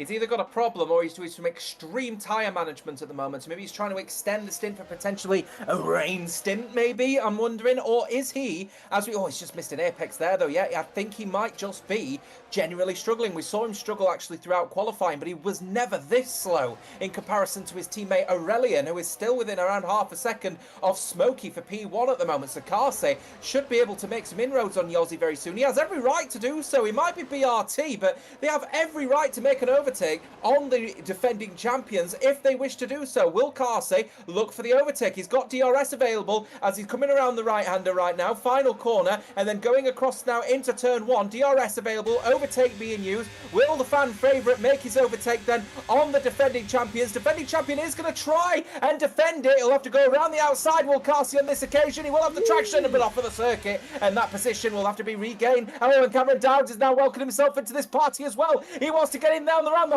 outside on hard tyres. Yossi, on the other hand, is trying to squeeze in, but guess who? Karse's going around the outside line, and he's now going to go side by side with Yossi. You don't really want to go side by side through this corner. Keke's made an overtake on Cameron Downs for P6 as well, as they go side by side through the left-hander and then through the right. Cameron Downs relegated to 7th, Keke up to 6th, Karse stays in 5th.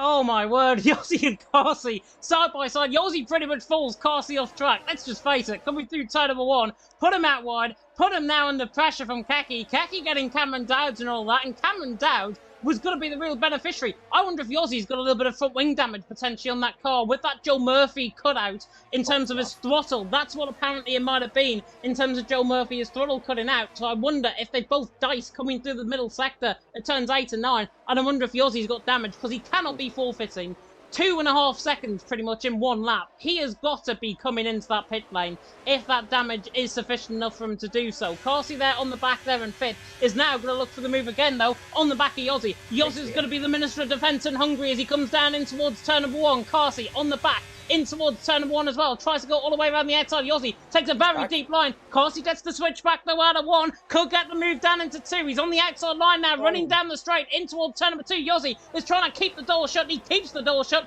Karse though tries to switch back to the inside line. Never going to work. Yossi there in 4th. Karse there in 5th. Bit of a robust defence, I've got to be honest. And all of that, Trey now getting through on Gabor, running the background. And also, I think Laurent's looking for a move on Placky. You know, BRT are going to be telling Karse, seriously, get a move on now, mate. We need you to get past him now because this is now going to become pretty detrimental to the attack, of course, versus the hard tyre runners who are keeping very close proximity with the soft tyre runners of Yossi and Karse, and that is going to hemorrhage them time in this strategy. If Karse can't get this move done by the end of the next lap, I'm sorry, there's going to be some serious words with BRT to say, is this the right call at the moment? Because Karse really needs to get this inroads done and make these inroads so then BRT can make some kind of progress. You're right about Joe Murphy. Looks like it might have been a hardware failure on his acceleration pedal. That's why he dived out of the way. But Karse is now going to be the saving grace of the BRT. And there goes Yossi. He's made the call. He wants to get rid of the front wing. He wants to get a new front wing on after that collision with Joe Murphy earlier on. Karse will inherit P4. He will have DRS, but Keke will be very happy to get into close proximity. He's got plenty more ERS as well versus Karse as he goes into turn 1. Stays behind, but he's having a battle with Cameron Downs on the hard tyres,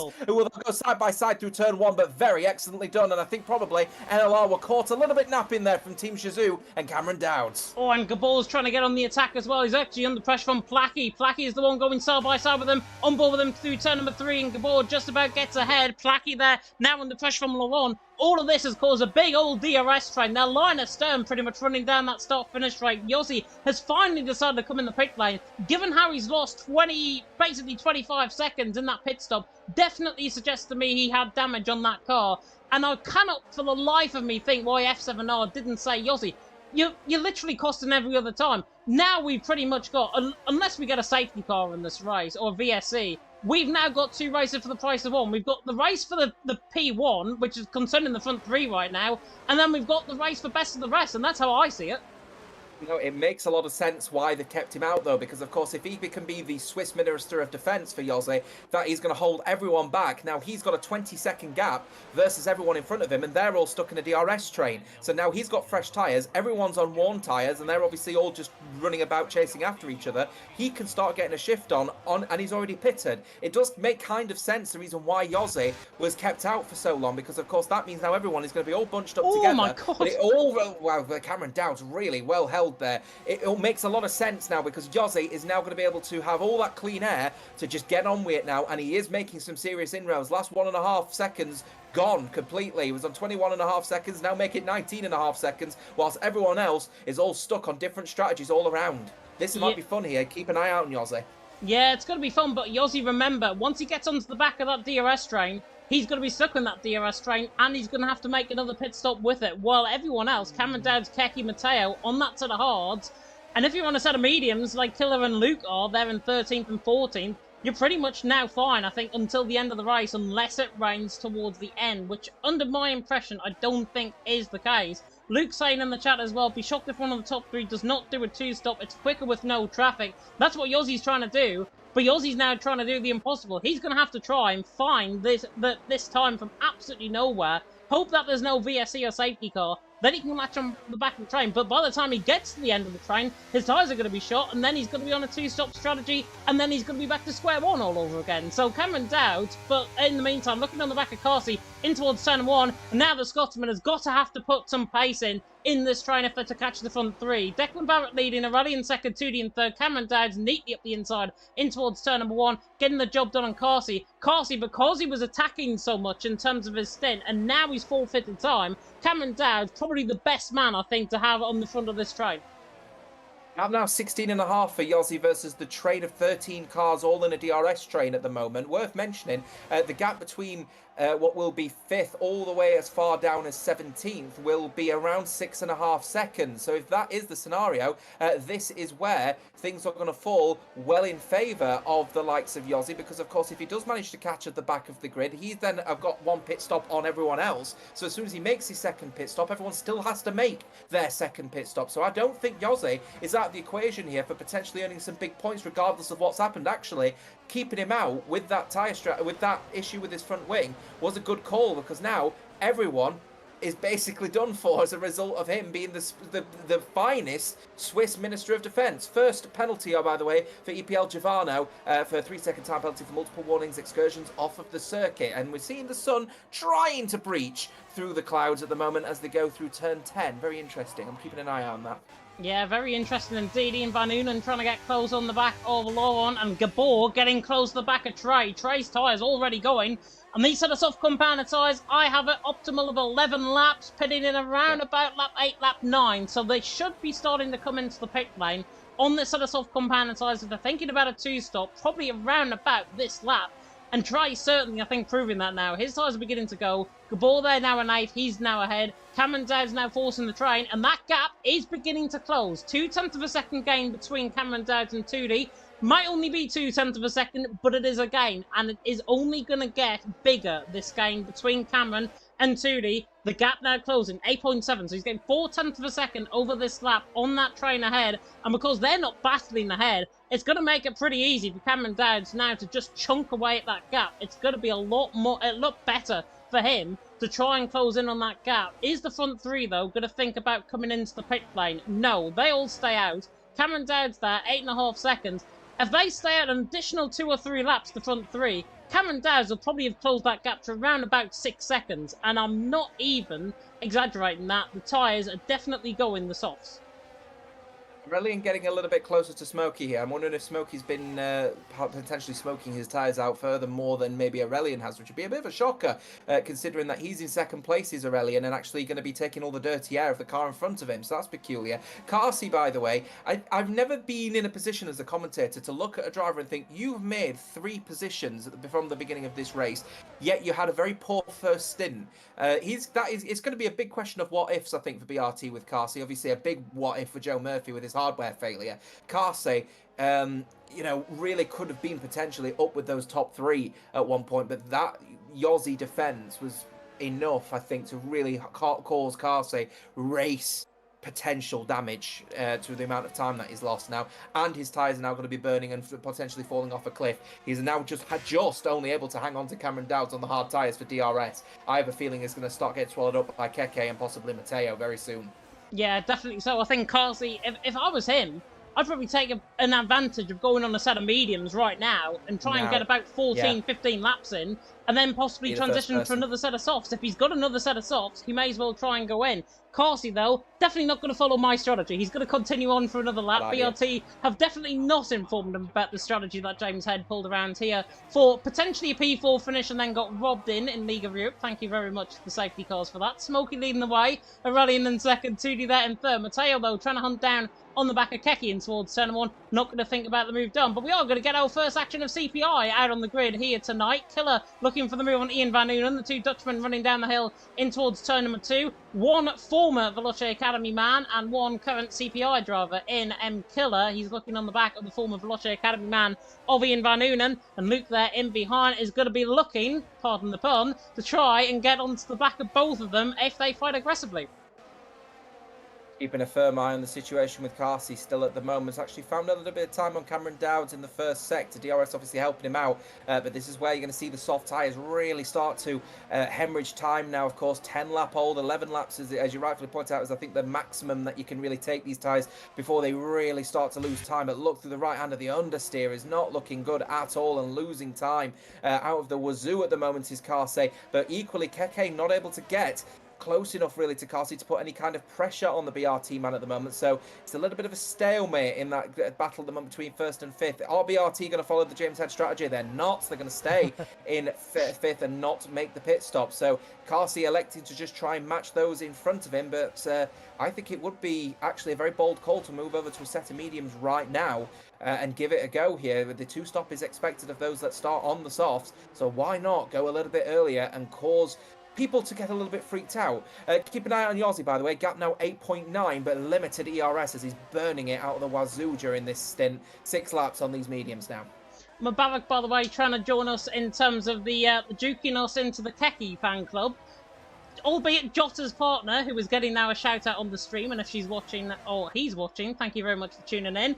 Mido Mubarak saying Keki, it is pronounced Keki in Finnish. We've had that confirmed from a person that is studying Scandinavian and Finnish in terms of their degree. So there we are.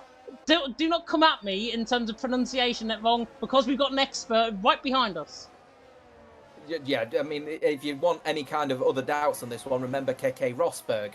Exactly. in this community as well, because of course he was racing with the Finnish racing license as well. So if there is any doubt, though, I'm sure Keke himself will be able to step forward and say, nope, this is how you pronounce my name, regardless on this one. And again, sorry to keep boarding in the Yossi train at the moment. Gap now 7.9 and falling very rapidly at the moment as he's trying to get on the back of this DRS train because he knows that he's going to have the one pit stop ahead of everyone else. The question is what is he going to be able to do during this stint when these mediums begin to fall off a little bit, which will probably be within the next 5 or 6 laps. They're definitely not going to be at their best, but they're certainly not at their worst at the moment. Gap now 7 seconds. I mean, if Gavano doesn't come in the pit lane, Yossi's going to have a much bigger advantage than normal. And because we're talking about Yossi right now, it gives us the chance to say there's nothing really happening in this race a third of the way through. Gavano there down in 17th, Yossi there in 18th. Gap is 7.5 seconds. But remember, Yossi is in no man's land. He is having to use up his tyres on his own accord. He hasn't got anybody around him to try and manage those tyres. So those tyres, in effect, are actually going to be probably a lot more harder in terms of the mediums. They're going to be a very similar level in terms of the tyre wear than Killer and Luke there, down in 13th and 14th, who are actually in the DRS train. I think by Yossi getting onto the back of the train, he's going to be back to square one because those mediums will run out as soon as these guys decide to come in. You lose a little bit of time within the pit stop. So Yossi there down on 18th. It's not going to be all doom and gloom for him, don't get me wrong, but he's there down on 18th position.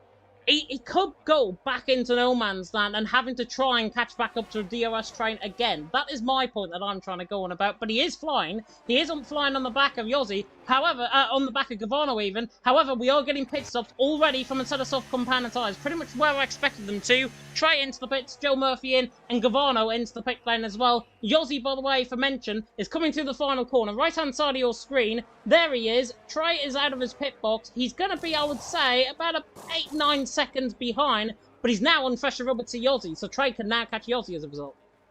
I don't think he will. I think Yossi's only disadvantage at the moment is going to be on the straights, and there isn't a lot around here, so it does make a little bit more sense as to why he's burning his electrical energy at the moment a bit more aggressively, perhaps, than others. By the way, what this is saying, Stefano now 12-lap old medium tyres. Laurent now with a 3-second time penalty. The only drivers out on the field at the moment that have penalties are unfortunately L-Plan Racing Team drivers, so not exactly the finest of plans, unfortunately, from them. But as it stands so far, Yossi now 7 seconds behind Venom as it stands, who is 2 seconds away from the CPI drivers. So the Cedar Phoenix Igniters just hugging each other and just dragging each other around the circuit at the moment. They could be ones to watch in the second stint if they move to a set of softs. I expect there could be a medium soft, medium stint potentially coming here for the CPI team, which means their second stint might be actually pretty quick. So yeah, keep an eye out on CPI and see what they do. But Yossi ever closing down that gap rapidly. He is flying out there at the moment. Carsey, as we thought would happen, is coming into the pit lane. The first of the front-running soft tyre runners is now in,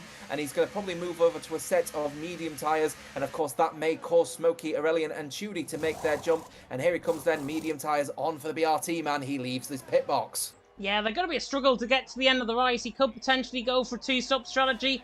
I wouldn't be surprised if he actually goes towards the race end, I think, on that compounded tyre. Joe Murphy and Stefano are side by side down the straight. They are in their private battle. Stefano still hasn't came in the pit lane. Doesn't need to, really, because he's on that set of medium compounded tyres. He's just up against it after picking up that front wing damage on lap 1. He's there down in 18th position and getting overtaken by Joe Murphy. Back to my point, by the way, about Yossi's tyres. Trey has now caught, what's that, 3 seconds in less than a lap and a half that we've had him on the medium compounded tyres. Trey is the one now that's beginning to fly. Yossi is catching Venom and that train still, but Trey there in 15th is catching Yossi, and he's catching Yossi at a quicker rate than what Yossi is doing to the front guys. So it is literally going to be back to square one between Yossi, Trey, and the rest of the field. It's going to be, it's kind of oblivious, but it's not. 2D there's into the pit lane. He's the first of the leaders to come in. So that's off compounded tyres. Now, this will be the interesting one. Where does 2D come out in terms of where Yossi is? Yossi there in 14th is coming through the final couple of corners. 2D's coming out of his pit box right now. This potentially could be, I was going to say side by side, but he's going to be well ahead, in fact, 2D.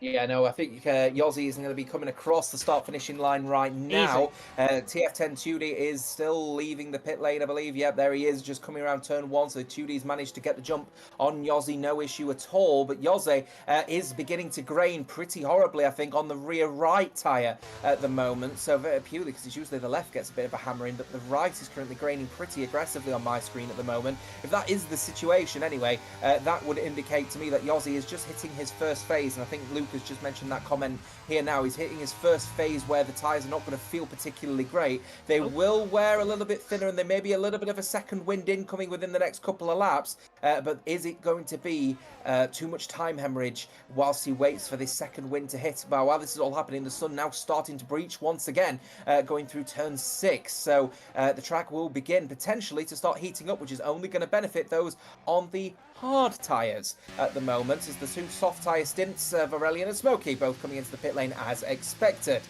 Mubarak, by the way, picking up on my controller issues. It's only developed in the last week or so, but my right stick is basically sticking down almost to the keypad, which is really, really strange. I'm not sure what's going on. I am sure, though, that Matteo was getting the job done on Keki. Down in towards turn number 1.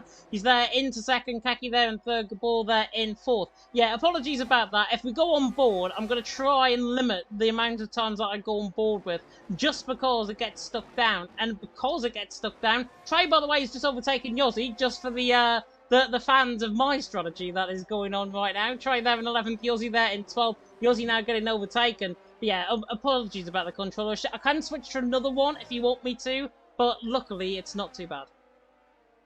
Keeping an eye on Yossi at the moment as well, and yeah, that graining is starting to become pretty aggressive. He's actually mounting the grass as well, which is not going to help the scenario of his tyres, and he hit the left side of his car as well over the curb. So he's obviously feeling the pressure, and I think he's taking the opportunity now to get on a little bit of an ERS harvest now to try and recover some of the electrical energy that he might need down the straights. But he is now starting to hemorrhage time, and I'm wondering if a pit stop may be imminent here, and it might even be, it might have to either be an extra long medium stint. If not, it's going to have to go to a set of hards for Yosley if he really thinks that these tyres are not the tyres to be on. Or will it be a case that the tyres will come back to him, I wonder? Matteo and Gabba are coming off of their hard tyres after 16 laps. A bit of an early call if they want to go for the 2-stop. 1-stop strategy, though, could be a big spag if they decide to go for the mediums. Let's see what happens anyway. Medium tyres have gone on Matteo's car. Medium tyres also going on Gabba's. So potentially a 1-stop. Might be a bit of a bold call to do so, but 17 laps is absolutely doable. Ray, the Cedar Phoenix Igniters. But look at how CPI getting on in terms of their mediums. They've gone 17 laps. Stefano going on 17 laps as well. He's just coming on the start-finish line. Carsey, though, has just passed Yossi coming through turn 1. I think I was around the outside there at turn number 2 that Carsey's just done that. So he's through now on Yossi. Yossi is definitely biting the bullet. And now, unless he's got another set of medium compounder tyres, unless he's selected the balance strategy, I don't think he can get another set of mediums. So he's going to have to be forced onto a set of hards almost. And that will put him completely up against it. If he does get another set of mediums, then fair enough, he can actually try and find the time again. But if he has to pit for a set of hards, he's going to be in no man's land, because those tyres are absolutely dire. And speaking of dire, Luke's tyres are dire, because there goes Smokey to the inside line, just off camera screen. There he is, coming through turn 13, getting the job done. Luke's tyres are short. He's going to be coming in the pit lane soon. But he stays out. Cameron Dowds, though, into the pit lane from a set of hards, onto a set of mediums. 2D now going to go side-by-side with the other CPR man. Aurelian going side-by-side with Luke, down in towards turn number 1. And Aurelian is through, and he's into 6th position ahead of Luke. And there gets the job done. Carsey there, and Yossi now ahead. Cameron Dowds, though, coming out of the pit lane. He is going to go for that 1-stop on that mediums. They've got to be going for a 1-stop at this point. If they're on a set of hards, then maybe. But the fact that the hard tyre runners come in earlier than those on the mediums at the moment immediately tells me that we have got, potentially anyway, a long stint potentially come in. And if that is the case, then I would expect that potentially the Cedar Phoenix Igniters are going the 1-stop. So that means Mikilla and also Luke are going to have to consider a pit stop as Aurelian makes the dive. Very late call, and then Mikilla needs to try and avoid a potential racing incident involving him and Aurelian. Dives across and obviously will take a warning, but he may end up sending that one into the stewards to say I was forced off there by Aurelian. Yeah, definitely forced off by Aurelian indeed. And Aurelian now looking at Placky, dives it to the inside line. PSGL, PSF1 champion getting on with things. He hasn't signed up this season for console. I think he is moving to PC, if I'm not mistaken. That's why he hasn't signed up. But Aurelian there in 4th, doing a good job. And this is why we have to call him one of the best on console, because he's flying through the field. He's got Smokey and 2D in his sight. Smokey now catching on to the back of 2D, who did undercut, by the way, on both of them. So 2D now in the lead of the race. Smokey second, Aurelian there in 3rd. But 2D's going to have his work cut out, trying to get those tyres to the end as Trey goes to the inside line and towards turn number 1. Gets the job done very neatly indeed. That is him through, and he's into 6th. Joe Murphy now looking for the move on Ian Van Unen, coming through turn number 1 as well. Not getting the job done. But top 3 remain as they are. But look at now how good the gap is now between Aurelian and Trey. The gap between Aurelian and Trey was about 9 seconds. It's now all of a sudden about 4.5. So those guys hitting in earlier on that set of mediums coming to play. But Trey there in 6th, he's going to have his work cut out getting those tyres to the end. And now he's got his work cut out trying to pass an Alpine in the middle sector. I'm just keeping an eye on Yossi, and I think what they've done is they've had to manipulate his strategy somewhat to match potentially the Cedar Phoenix Igniters and potentially Placky as well, actually. I'm wondering if they're all doing 1-stops and they're going to set over to... as a mistake there from Yossi, actually getting into a collision with Ian Van Unen, who gives a little bump to overtake scenario, but elects not to go for anything on that occasion. But I think they may be looking at potentially a 1-stop with a switch over to a soft tyre at the end of this race, but I think Ian Van Unen is getting caught out by Yossi being so slow throughout the corners, and it's caused a little tap, so he's going to have to go around the outside of this corner. No, stays behind. DRS available for Ian Van Unen, but also for guess who? Joe Murphy, who's tucked in behind as well. Mikilla now coming into the pit lane to get off of these medium tyres. They've had enough. Has the Cedar Phoenix Igniters, and an overtake happening for Ian Van Unen, who manages to get the overtake on Yossi. Joe Murphy will also do the same, who's having one hell of a traction out of the corner and looked to have a bit of an overspeed, and Matteo also trying to squeeze the BRT man as well as they box him in, but Murphy's certainly going to have the advantage going into into the corner, but he's going to get held up by his teammate Ian Van Oonen. And here he comes then around the outside line. Joe Murphy will end up being squeezed out to the outside, surely. No, he'll stay side by side with Mateo. This is really good stuff. And Ian Van Oonen working with his teammate to keep him behind. They go side by side with the ET8 drivers. And it is excellent teamwork from Team ET8 as BRT Joe Murphy frustrated to stay in 10th. It's a team event at the end of the day, and when it comes to teamwork, that is the finest I think we have seen all season. Cameron Dowds, by the way, is just lunging an absolute dive on Yossi in the background, gets the job done through the chicane at 6 and 7. Joe Murphy now up against it, but that was absolutely picture perfect from ETA.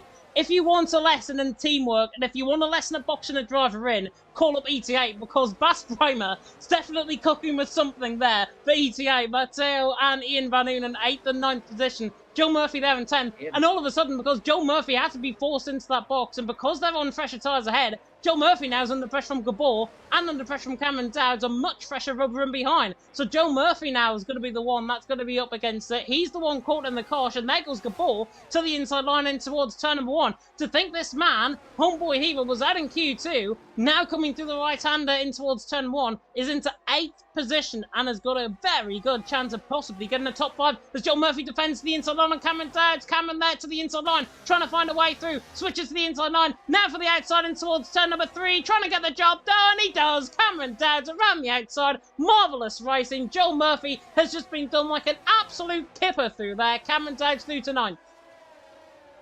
Just going to sort of put something out on the equation here at the moment. The team that's going to be earning the most amount of points tonight, if everything works out in my head at the moment, is Team TF10 at the moment. Judy and Treya are really getting their race on at the moment. And Treya and Judy should be really proud of themselves here, because the team that are currently occupying, a spot sort of close down towards the end, of the table in TF10, down in 8th at the moment on 26 points. You're going to be earning some big points here tonight. Novus Racing have got a bit of a split between 1st and 8th with Gabba. ET8, 6th and 7th respectively, so they'll take a good chunk of points with them as well. But the biggest shocker at the moment, again, is F7R. The distance between Aurelian and Yossi is beyond belief. Of course, remember Yossi made that early pit stop, and now he's making his second of those pit stops, and surely it will be a set of soft tyres to the end of this race. But the question is, have the Cedar Phoenix Igniters been able to make enough inroads on him? Certainly Mikilla has managed to make an overtake, not just on Yossi in the pit lane, but also Shazoo Venom, who's had an absolute shocker of a race, to say the least, for Team Shazoo, who was on a set of medium tyres. But his medium tyres again for Yossi. And of course, he started,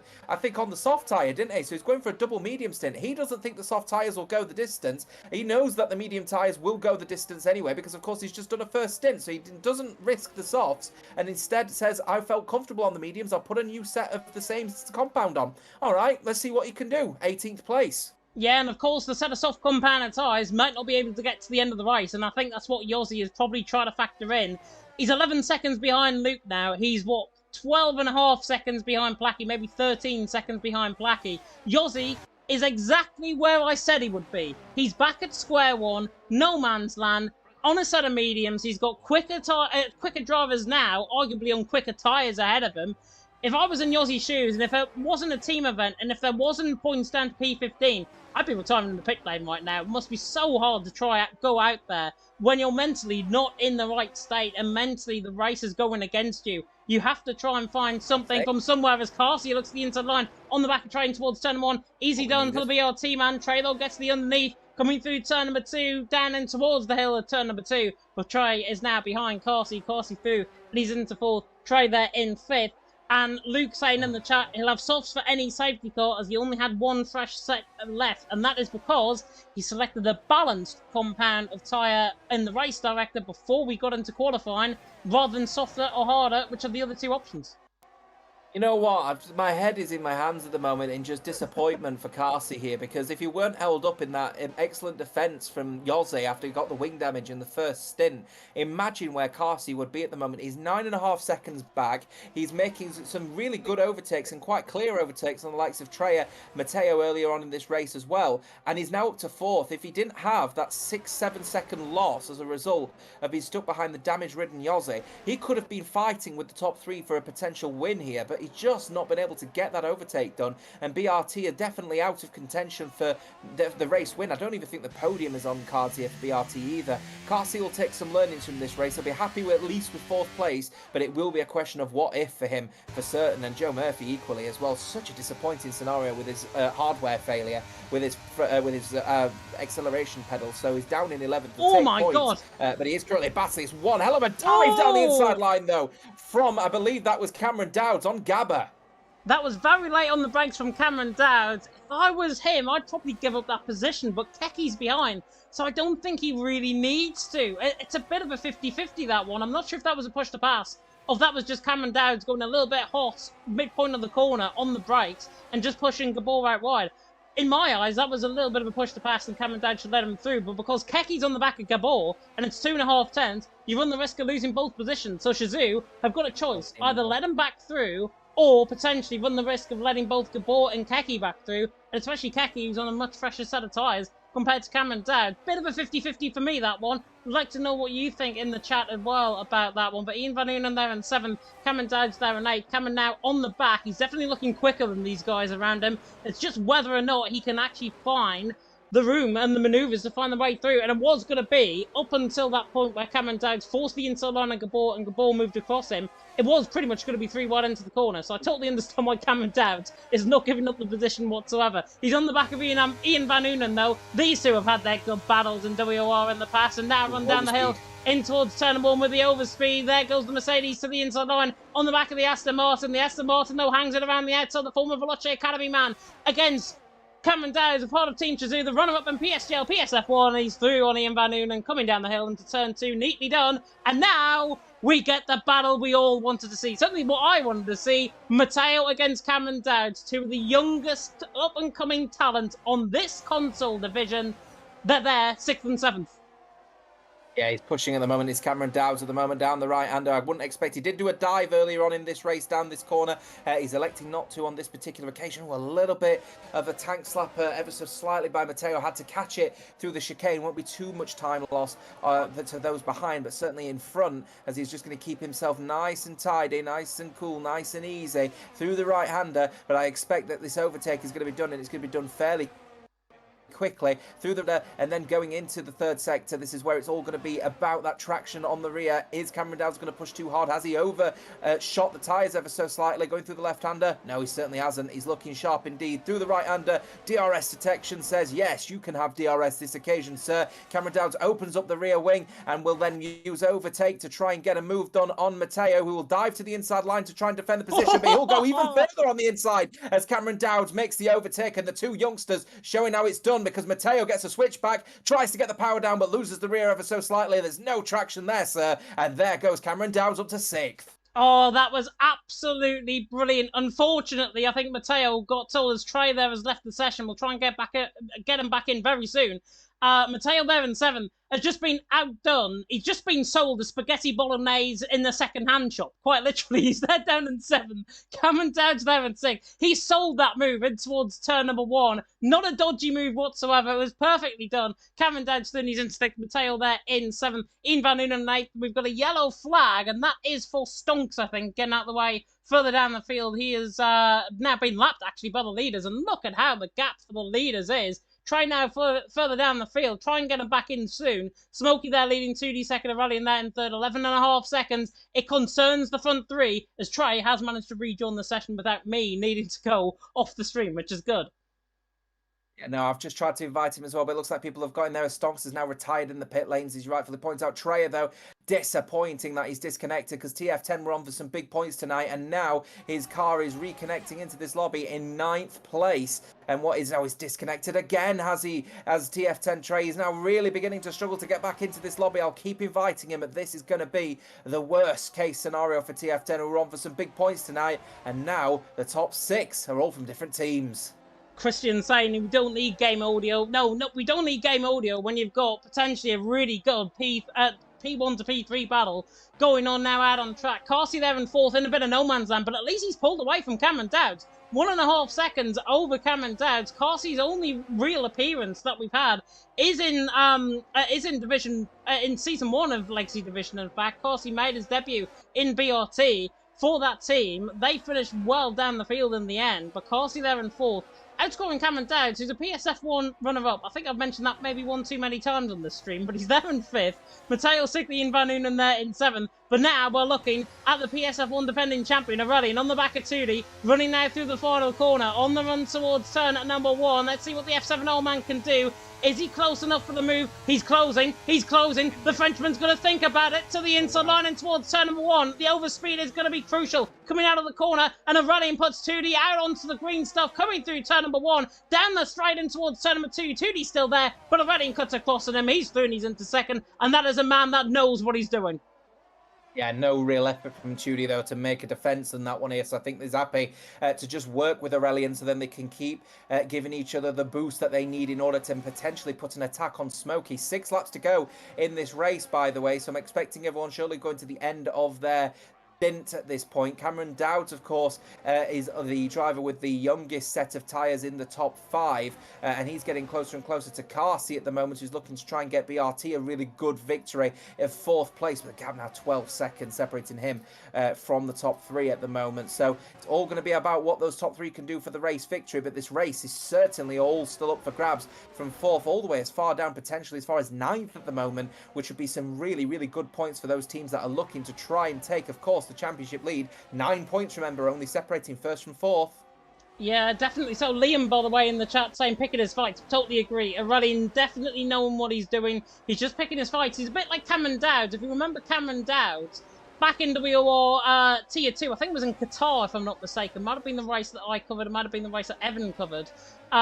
Him in Qatar was absolutely brilliant, and Cameron Dowds is just trying to pick his fight. And speaking of Cameron Dowds, here he comes on the back of Corsi in towards turn number 1, as if on cue, he makes his appearance towards turn number 1. Cameron Dowds through and he's into 4th. Corsi there now, going to be maybe dropping down the field with his tyres. Matteo and Ian Van Unen will certainly make his life a living hell for the next 6 laps or so. Smokey, though, leading the way. Aurelian in 2nd, Tudi there in 3rd. At this moment in time, top 3 teams. In fact, actually, I'll correct that. Top 6 at the minute are all from different teams, which is absolutely mad and just comes to show once again how good of a season the Legacy Division has been. And we're still only on round 4. Yeah, it's really, really fantastic stuff, this, isn't it? The top 7 in qualifying were all from different teams at one point as well, weren't they, in Q3? So, immaculate bit of work here from the drivers out there, you know, that are just showing the real spread in performance and quality, you know, across the team's population at the moment. But so far, so good for Novus, who are looking to get their 3rd race win in a row out of 4. Of course, the other one, you know, going to the opposition side as well. I think that was 88, of course, in Monaco with Ian Van Unen. So it's all going to be about the performance of Gabba as well, because that's that position with where he finishes is going to be pretty critical versus, of course, guess who's in front? 88 in all of that race as well. Yossi is well off the pace. I don't expect him to get any further than maybe 15th place as it stands at the moment, but it's all going to be about where ET8 finish, where's Gabba going to finish, and of course Team Shazoo have only got 1 driver in Cameron Dowds earning some big points tonight. Venom, as it stands, is not even earning a single one. Troy has a huge lag back there. Just ran a ball with Killer. Thought they were going to be inside of each other coming out of turn number 1. Luckily not. Killer is on the hunt. He's there in 11th.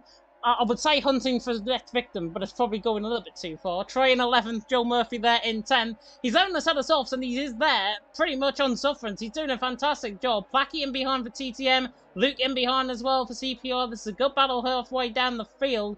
Still, with 4 laps to go after this one, Declan Barrett leading the way, but Aurelian is right on his coattails. Coming now through the left-hand with turn 13.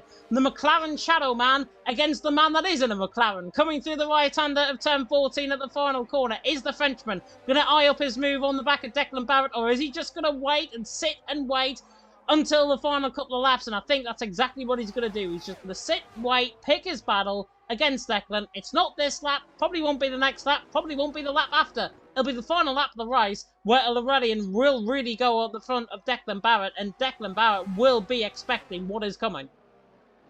And Smokey is already getting himself ready for that battle at the moment now, harvesting as much energy as he possibly can. And looking at the current status of his energy as it stands at the moment, he's actually got 84% going through the left-hander now. So he has been harvesting. Aurelian up to 50 at the moment, and also harvesting. Tudy down to 20% at the moment. So he's currently just sort of hanging back, and I think he's probably just accepted TF10 will get a podium at least, but he's not going to be fighting too hard for a race victory. And I think that's probably the right call, to be fair, not to battle too hard. And I think you could see that in his lax, I'd say probably not, a bit of a lax defence actually from Tudy in that little battle with Aurelian. He's not too bothered about second, but he's certainly happy to take a good chunk of points for third for TF10, especially considering his teammate struggling down in 12th. Aurelian in second, his teammate down in 16th, currently not even scoring a single point as it stands. The RF7 are through Yosley, but they'll have second. Smokey will be earning some points, of course, the top 40 points for the race victory. His teammate, on the other hand, down in 8th, so there'll be some points on the way. But it is, again, it's that situation, isn't it, where, you know, the top team that are earning the big points and their teammate is all the way down. What is happening? Why are they prioritising just the one driver at the moment? This is where people like ET8 are going to be able to then salvage some points as a team. Yes, Matteo and Ian Van Unen are not going to individually earn big points, but the team are going to earn some nice points together. Yeah, consistency, I think, is absolutely key. Speaking of battles as well, Blackie getting the move done on Trey in towards turn number 1 there. Luke now on the back of him for 12th, 13th, 14th position. That battle will rage on, of course. We're going to focus our attentions, though, on the battle for the lead of this race. Nick Chris, by the way, in the chat, mentioning that he is going to change his PSN to Nick Chris and win WOR console. There's about as much chance of that happening as Sunderland winning the Premier League in the next 5 seasons. I will say that now, and if we win the Premier League in the next 5 seasons, I'll come back to this day. Declan Barrett leading the way, Aurelian there in second, Tudy there in third, Cameron Dowd in fourth. He's trying to hang on from Carsey and Matteo in behind, but Matteo, his tyres all of a sudden beginning to come back online, basically beginning to come much fresher than Carsey's. Carsey there in sixth, Carsey there in fifth even, Matteo there in sixth, looking to try and get the job done, but there's a big old DRS train all the way down to Keki. Is that battle for 4th position. Cameron Dowd is trying to break away now from Carsey. Carsey seems to be the one that's stuck in a bit of no man's land. Matteo's right on the back of him. I would not be surprised if the Italian goes full hell down in towards turn 1 on the back of the Alfa Romeo and gets his job done. Oh, big snap. Yeah, it's looking inevitable there. Big snap, though. He's trying to defend it. Here comes Matteo, though, as he's now trying to make the overtake on Carsey. And that's, again, some good points here for ET8, actually. And this is exactly what they're needing. You know, speaking to Baz earlier this week, this is something that they've been focusing on together as a team, working together as a team. And you saw that in their valiant defence effort earlier, I think, against Joe Murphy. Now they're trying to put more pressure on BRT. And Ian Van Unen will make the overtake on the other BRT driver in Carsey. Is that overtake going to be inevitable? 5th and 6th place for ET8 would be very good points indeed for the team. They just need Ian Van Unen to shake off what happened in qualifying and take the good points here. And I would have a sneaking suspicion he'd be one of the considerations potentially for driver of the day, Ian Van Unen. He's had a very good race. Yeah, he has indeed. He's done a fantastic job there in 7th. Matteo making his way through the field there in 5th position as well. Ian Van Unen, of course, getting knocked out in Q1. He's 7th position. Absolutely nigh on, possibly driver of the day. Declan Barrett, though, about to lead on the final tour of the Hungarian ring, and he's got the gap to Aurelian at 7/10 of a second, and Aurelian now has to think about using his ERS, and he's got less ERS compared to Declan Barrett, so Aurelian is going to be up against it on this final lap of the race. It seems like the McLaren Shadow Man and the Novus Racing Man is going to come out on top. He's going to try and get on the back of him down in towards turn number 2, but he's not going to be close enough. The next opportunity is really coming through the final part of the lap at turns 12, 13, 14. Aurelian, 5.5 tenths back off the back of Declan Barrett. I don't think this is happening. I think Declan Barrett has got this. Coming now through the left-hander of turn number 4, now into the right-hander of turn number 5. Looking very good. There's nothing really happening in the background either to really concern us at this stage. Maybe Killer and Placky in that battle down in towards turn number 1. But Declan Barrett has got this. He's coming through now the right-hander of turn number 10. Right-hander of turn number 9. Then into the left-hander of turn number 10. Then through the right-hander of turn number 11. Aurelian try as he must. He's going to try and find it very hard indeed to come back at this. They both own less than 10% of ERS. Smokey now coming through the final corner. The man that has taken a win around 2 in the past in WR Console Tier 1. Now coming through the final couple of corners at turn 13. Now through the right hand at turn 14. Kicks the oversteer, but I think he's now in celebratory mood. Coming through the final corner on the run to the line. The McLaren Shadow Man, the Novus Racing Man, Declan Barrett takes the race win in Hungary. Aurelian there in second. Tudi had to settle for third in the end. Ian Van Unen's coming from a mile back on the back of Corsi as well in this battle for 6th and 7th. Cameron Dowds will cross the line to finish in 4th. Matteo there to finish in 5th. Corsi 6th. Ian Van Unen will want the straight to be longer. Gabor furious, I think, with his 8th position in the end. Keke there at 9th. And Joe Murphy barely hanging on to the line. Flacky nearly gets him, but Joe Murphy hangs on for P10. And a huge crash coming across the line as well. Top 15 pretty much rounded off by Yossi in the end. He picks up a point for F7R. But it is Declan Barrett out on top. Aurelian in second, 2D there in third. And if you're a Declan Barrett, if you're a part of the Declan Barrett fan club, you can rejoice. Well, 30 points falling in the favour, though, of ET8, and that's more points than TF10 will be taking with Tudi on his own. Of course, a couple of points will be falling in the favour of Trey, regardless, for 13th place. Great effort from ET8 nonetheless, but Novus, with that amazing effort from Smokey, taking 3 on the bounce now.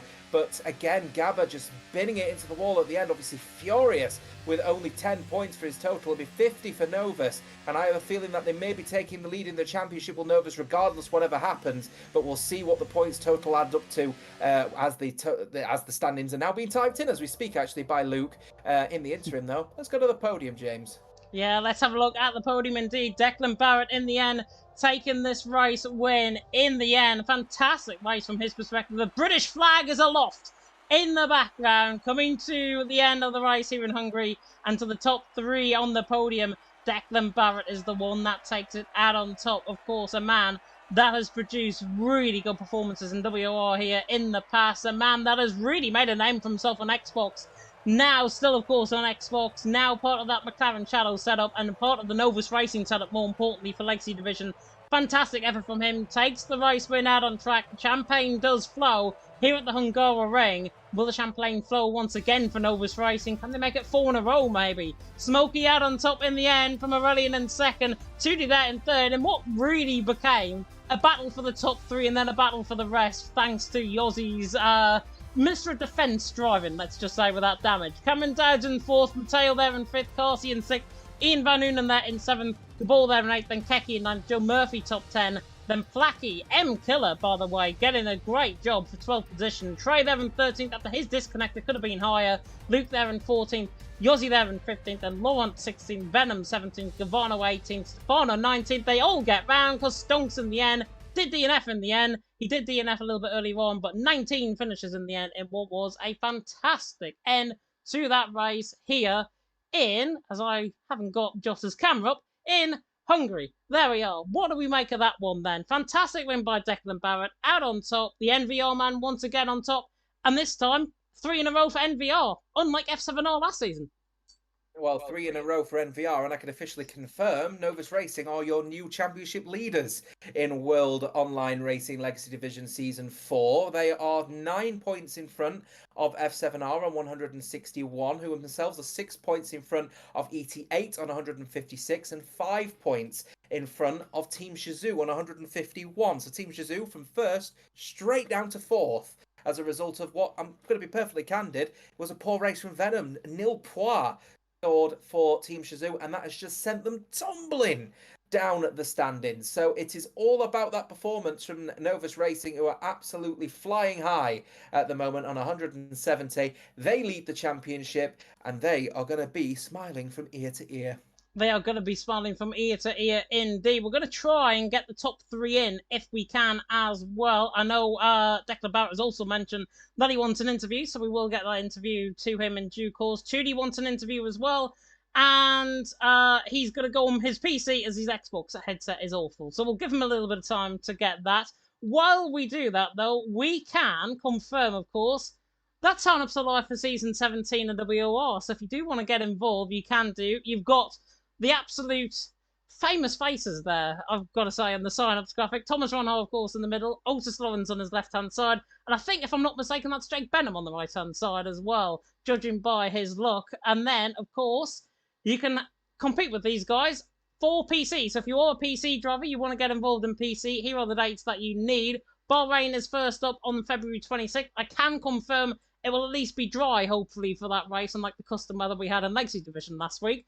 PC for round 1, then it's Saudi Arabia round 2, Imola round 3, Azerbaijan, Canada round 4 and 5, then a break for Easter, then it's Italy, China, Austria, Miami, and Brazil. Same apply, of course, for console. If you are a console driver and want to get involved, you can do. Dates are different because PC comes up a little bit earlier, so dates. Top tier would be on the 1st of March, then the 8th, 15th, 22nd, 29th, whatever you might be. February 29th, though. Imagine a race that the first time, I think, in WOR console tier 1 and indeed in console history, that we will have a race, at least for the bottom end tiers, on a leap year day. That's a new one on us.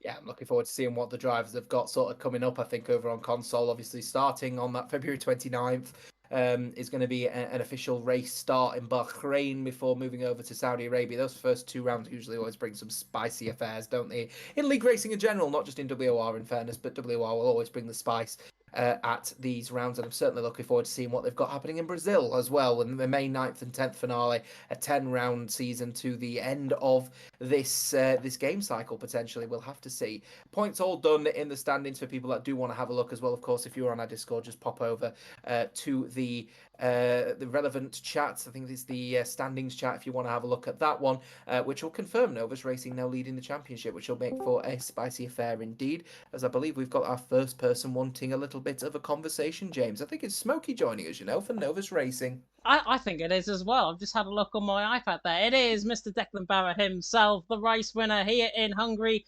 Declan, that must feel very good. Back to winning ways in Hungary. Got to be delighted. Yeah, I'm delighted. Last week didn't really go as planned, the race, so happy to just be back on the top step and now be top in the standings as well, which puts the cherry on top.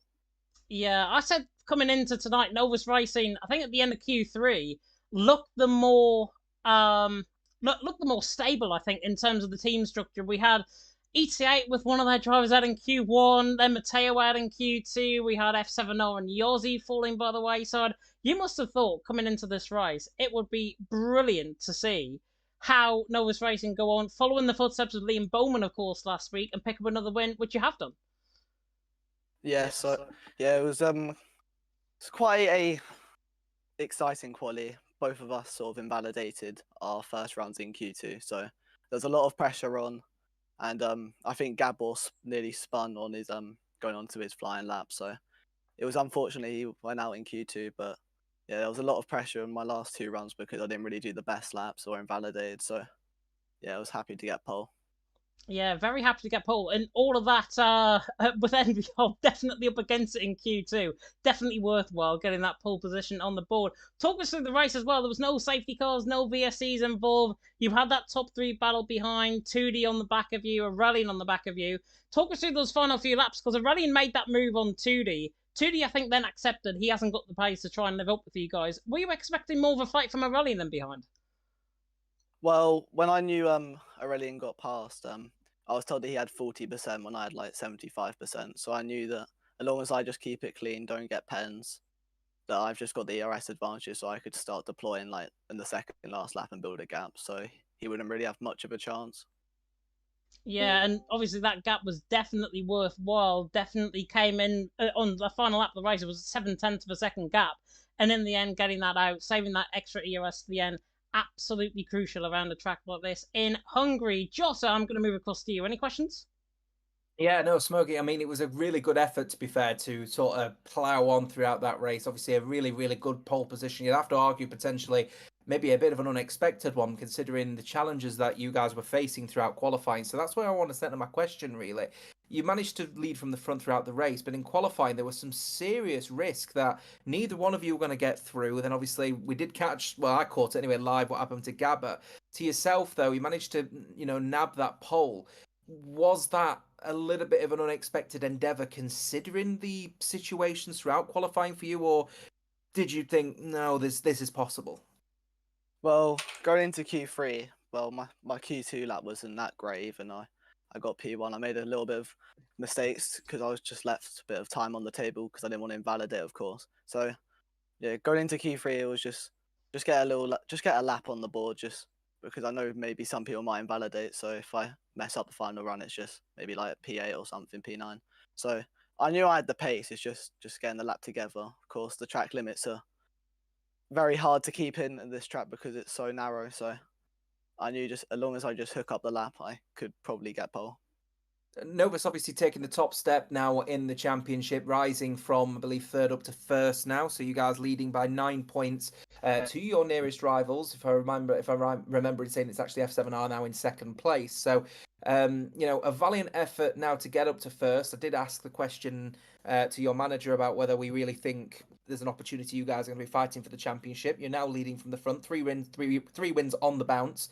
But you're falling into the wayside of what happened last season, you'd have to argue. As a team, I'm just wondering, you know, you guys have managed to take 3 wins on the bounce, but your second driver has fallen a little bit down the order. So consistency is something to work on.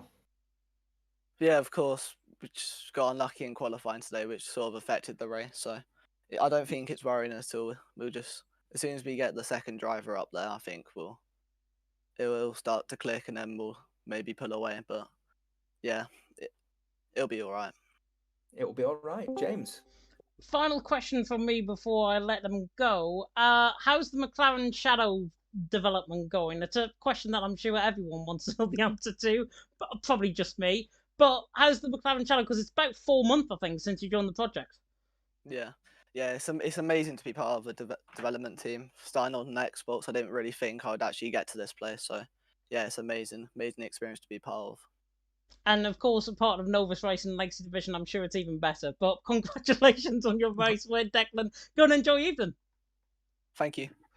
And we can now speak, I believe, to the man who finished in P2. It is, I dare say it, PSGL PSF1 champion Aurelian, and Aurelian in the end. P2 finish here tonight in Hungary. Definitely up against it in terms of the ERS at the end of the race. Hello. Yeah, I missed a bit ERS at the end, but yeah, Smokey was a bit quicker, so I was a bit too far on the last straight, so on the last lap, so it was a bit difficult to overtake him. But it's like that. P2 is still really good. Yeah, P2 I think is a phenomenal finish for you. Given how you got that move done on 2D, who I know was alongside us in the commentary box as well. You had that move done on 2D, and I was thinking, well, he's just picking his moves, he's just waiting. And then I put the telemetry on for the final 2 laps, and then I realised, oh, you've got like 30% less compared to Declan Barrett. And obviously having that disadvantage going on the final lap of the race, was there anything you could have done to try and just get a little bit closer and maybe try and have a go at him? Yeah, with after the pit stop, I was 100% ERS, and I had to overtake the traffic. I lost a lot of my battery on that because I was stuck behind some. I had to do moves in the second sector, so that's not optimal. So I had to burn a bit to come back on Smoky and 2D. And after that, I just tried to regain ERS behind 2D, and I succeeded to make the move. But after I didn't had I was like 50 before overtaking 2D. But yeah, it wasn't enough for the end. Yeah, up against it, unfortunately. But in the end, P2 finish, I think, for F7R, definitely worthwhile. Talk us through what happened with Yossi in the early stages of that race as well. I'm very interested to know what happened. Did he pick up damage from Joe Murphy, do you know? Or what happened with that? Yes, I think, yeah, Joe Murphy maybe got will disconnect. I have really no idea. And yeah, it was on the way of Yossi, and he got damage. Which is a shame, obviously. Obviously, Yossi, I think it ended, P15 in the end, so could have been a lot higher for F7R. And now, I think you're P3 maybe in the championship as a result, so obviously dropping down the field. I know for fine fact, though, F7R won the title last season. I know for fine fact you're going to be coming a hell of a lot better next week in Azerbaijan. Jota, any questions? Yeah, no, a couple of things actually surrounding the team itself at the moment, if you don't mind, Aurelian, because you guys have managed to conjure up 3 podiums this season now, all second places, but the defending champions getting to round 5 without a race victory, and you've also displaying exactly the same symptoms as Novus with that consistency between driver 1 and driver 2. What have you guys got to work on now for the next 10 rounds in order to try and maximize the amount of points that you can get in order to try and defend your title here? Because this is going to be very difficult considering the competition between the top 4. Yeah, the competition is really, really hard. Lot of level.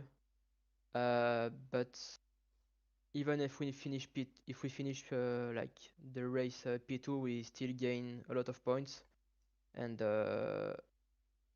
consistency is key. So even if we win only one race in the season, we can take the title. So that's how I get my PSGL championship. So Taking yeah, a leaf out of your own book, I suppose, in that one. yes. But curiously, I am going to be keen to sort of get a grasp of what Azerbaijan is like for F7R, because it's a completely different track now, isn't it? This is the first of the the bigger, wider street circuits. Of course, the first street circuit generally was Monaco in round 1. So, what is the expectation for the team in Azerbaijan? Are you expecting, yes, we should be in there finally for our first win, or is it something that you're going to be not so keen on?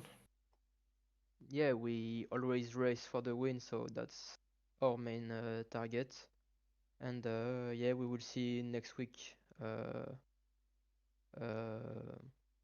like who is driving, and we can fight for win. I'm sure. Thank you very much, James. Yeah, nothing else from me on your interview already. Go and enjoy your evening. Thank you. Good evening, guys. Very welcome indeed. I'm looking forward to this interview. The man who finished in P3, Mr. TF10 2D, and 2D in the end. P3 out on track. You must be absolutely thrilled with your performance. If he's here, that is. I'm hoping he might be here because it's. I'm very keen to hear some answers about TF10 actually, because it's been an absolute blinder tonight, hasn't it? Oh no, he's just no. left. So he must be able to hear us, but he's obviously having a few microphone issues. So fingers crossed we'll get him back in here imminently. But you're absolutely right though, James. About is the performance from TF10 generally. We want to get to know him because TF10 have had an absolutely fantastic performance, haven't they, this race? And well, specifically Tudy Treya was very unlucky, wasn't he? And that'll be a question I think I'm going to be asking Tudy about the unlucky nature of that, because TF10 could be in for some big points tonight, couldn't they?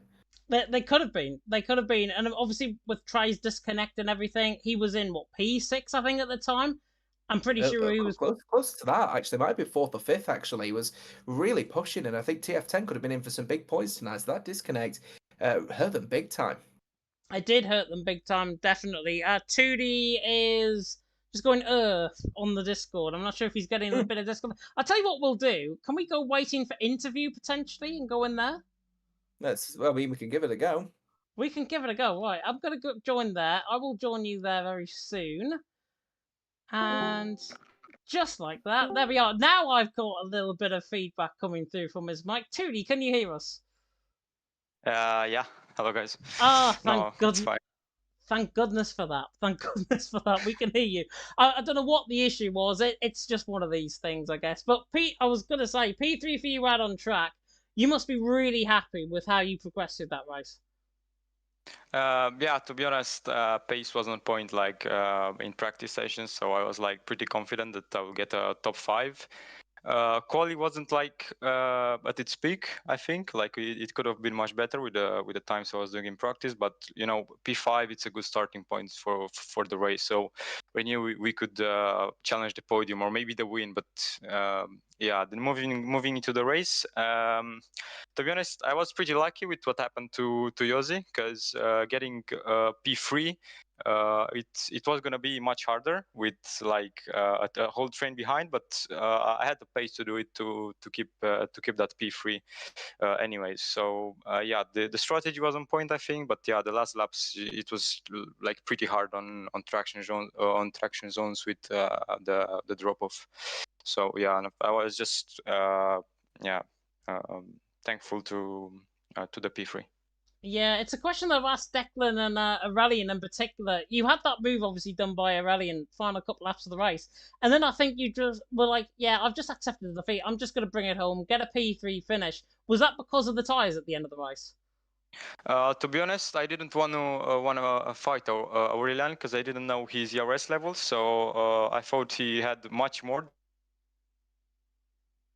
Oh, he's cut out for Wanted to me. recharge a bit because he could keep up with Smokey like much easily than I do because of the tires. So yeah, I was just thinking of recharging the battery until the last lap and maybe make a move on both of them. But yeah, it wasn't enough. Yeah, it wasn't enough in the end, but still, I think a solid P3 finish. I think TF10's best result of the season as well, which is going to be really big going forward. I know Jota is daring to ask you a question that he's got on his mind, so I'll pass you over to him. I think one thing because again, my questions have been more centered around the team generally. I mean, TF10 were in for some big points tonight as well because your teammate was flying alongside you as well, and then that unfortunate disconnect.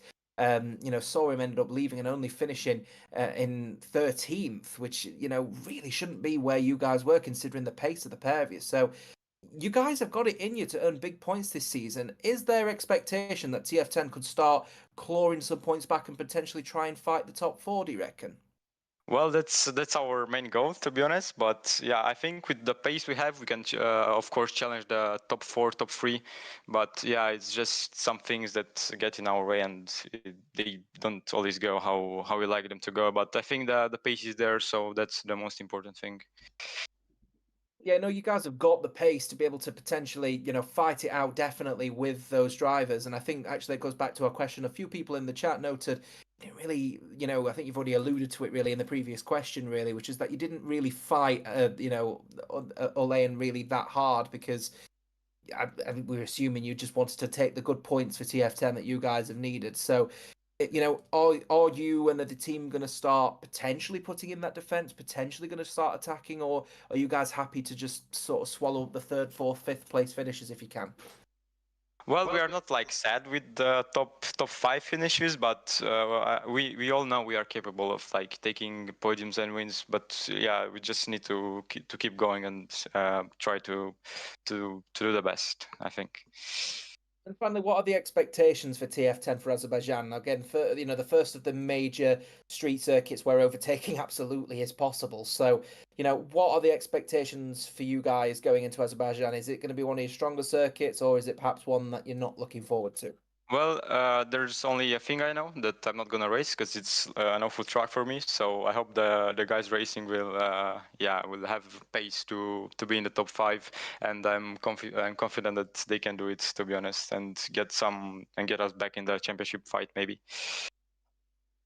Thank you very much, James. I'm not even going to lie, I'd probably try and pull the same excuse, to be honest, if I was going to be racing Azerbaijan next week. It is an absolute terrible track. I try to go side by side at the castle section. Never, ever going to work. But Tootie doesn't need to listen to this. You can go and enjoy Ethan. Thanks, mate. Thanks for commentating. See you. Nice evening. You are very welcome indeed. And that rounds us off very neatly indeed, of course, for what was a fantastic race in terms of the Hungaroring.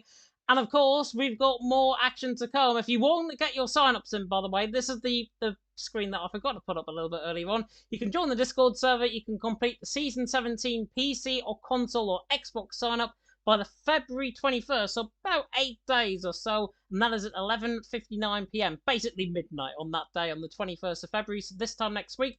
Get your sign-ups in. New drivers need to complete 3 time trials, and that is Belgium, Mexico, and Qatar. Returning drivers complete 1 time trial, and that is in Belgium. And if you you have to submit your screenshots of time trials by February 21st at midnight, it's the same as the sign-up deadline as well. But with a preview, of course, to what is going on next week, we are in Azerbaijan, a race that I'm not really fond of, to be honest. I'm not really fond of racing around that track, let alone commentating of it. Azerbaijan, though, should be interesting. We've got that 1 kilometre straight down the straight as well, which is going to be hugely beneficial to any teams running low wings. There could be a chance of rain there. could throw up anything. Yeah, big 4 races coming up as well, actually. Of course, we're in Azerbaijan next week. Then we're going to be taking a trip over to South America for the Brazilian Grand Prix. And then we head over to the season finale track last season in Las Vegas for round 7. Before we had, and that is a sprint race, by the way, as well. So that should make for a fun affair in the west coast of America. And then, of course, we have our next little mix-up of a race with the 2 short qualifying, 2 35% races at France and China. So that will make for a little fun affair as well for round 8. So the next 4 rounds are actually quite tasty. So don't forget to tune in. Do not forget to tune in at all. Of course, if you do want more in terms of your WOR setup as well, PC, of course, is going to be starting very soon indeed for Season 17. If you're a reminder of the dates, there they are. 26th of February for Bahrain, then it's Saudi Arabia, Imola, Azerbaijan, and Canada, the first 5 rounds of the championship for PC. Dates coming a little bit later, comparing on what tier you might sign up for. It's February 29th and the 1st of March, the first race in Bahrain for console. So if you do want to get involved, you can follow these very steps if you do want to join as well. I'm not going to repeat it again because you've already just heard me repeat them. But there, I will leave that up before the end of the stream. Big thank you to Mr. Joseph for talking you through the action as well and for joining me in the comment box. Got there in the end despite the technical difficulties at the start. Hopefully they will be fixed for next week. And hopefully we will see you again next week as well in Azerbaijan. But from myself and from Jota, thank you so much for watching. We'll see you in the land of fire. Goodbye. I've gone up.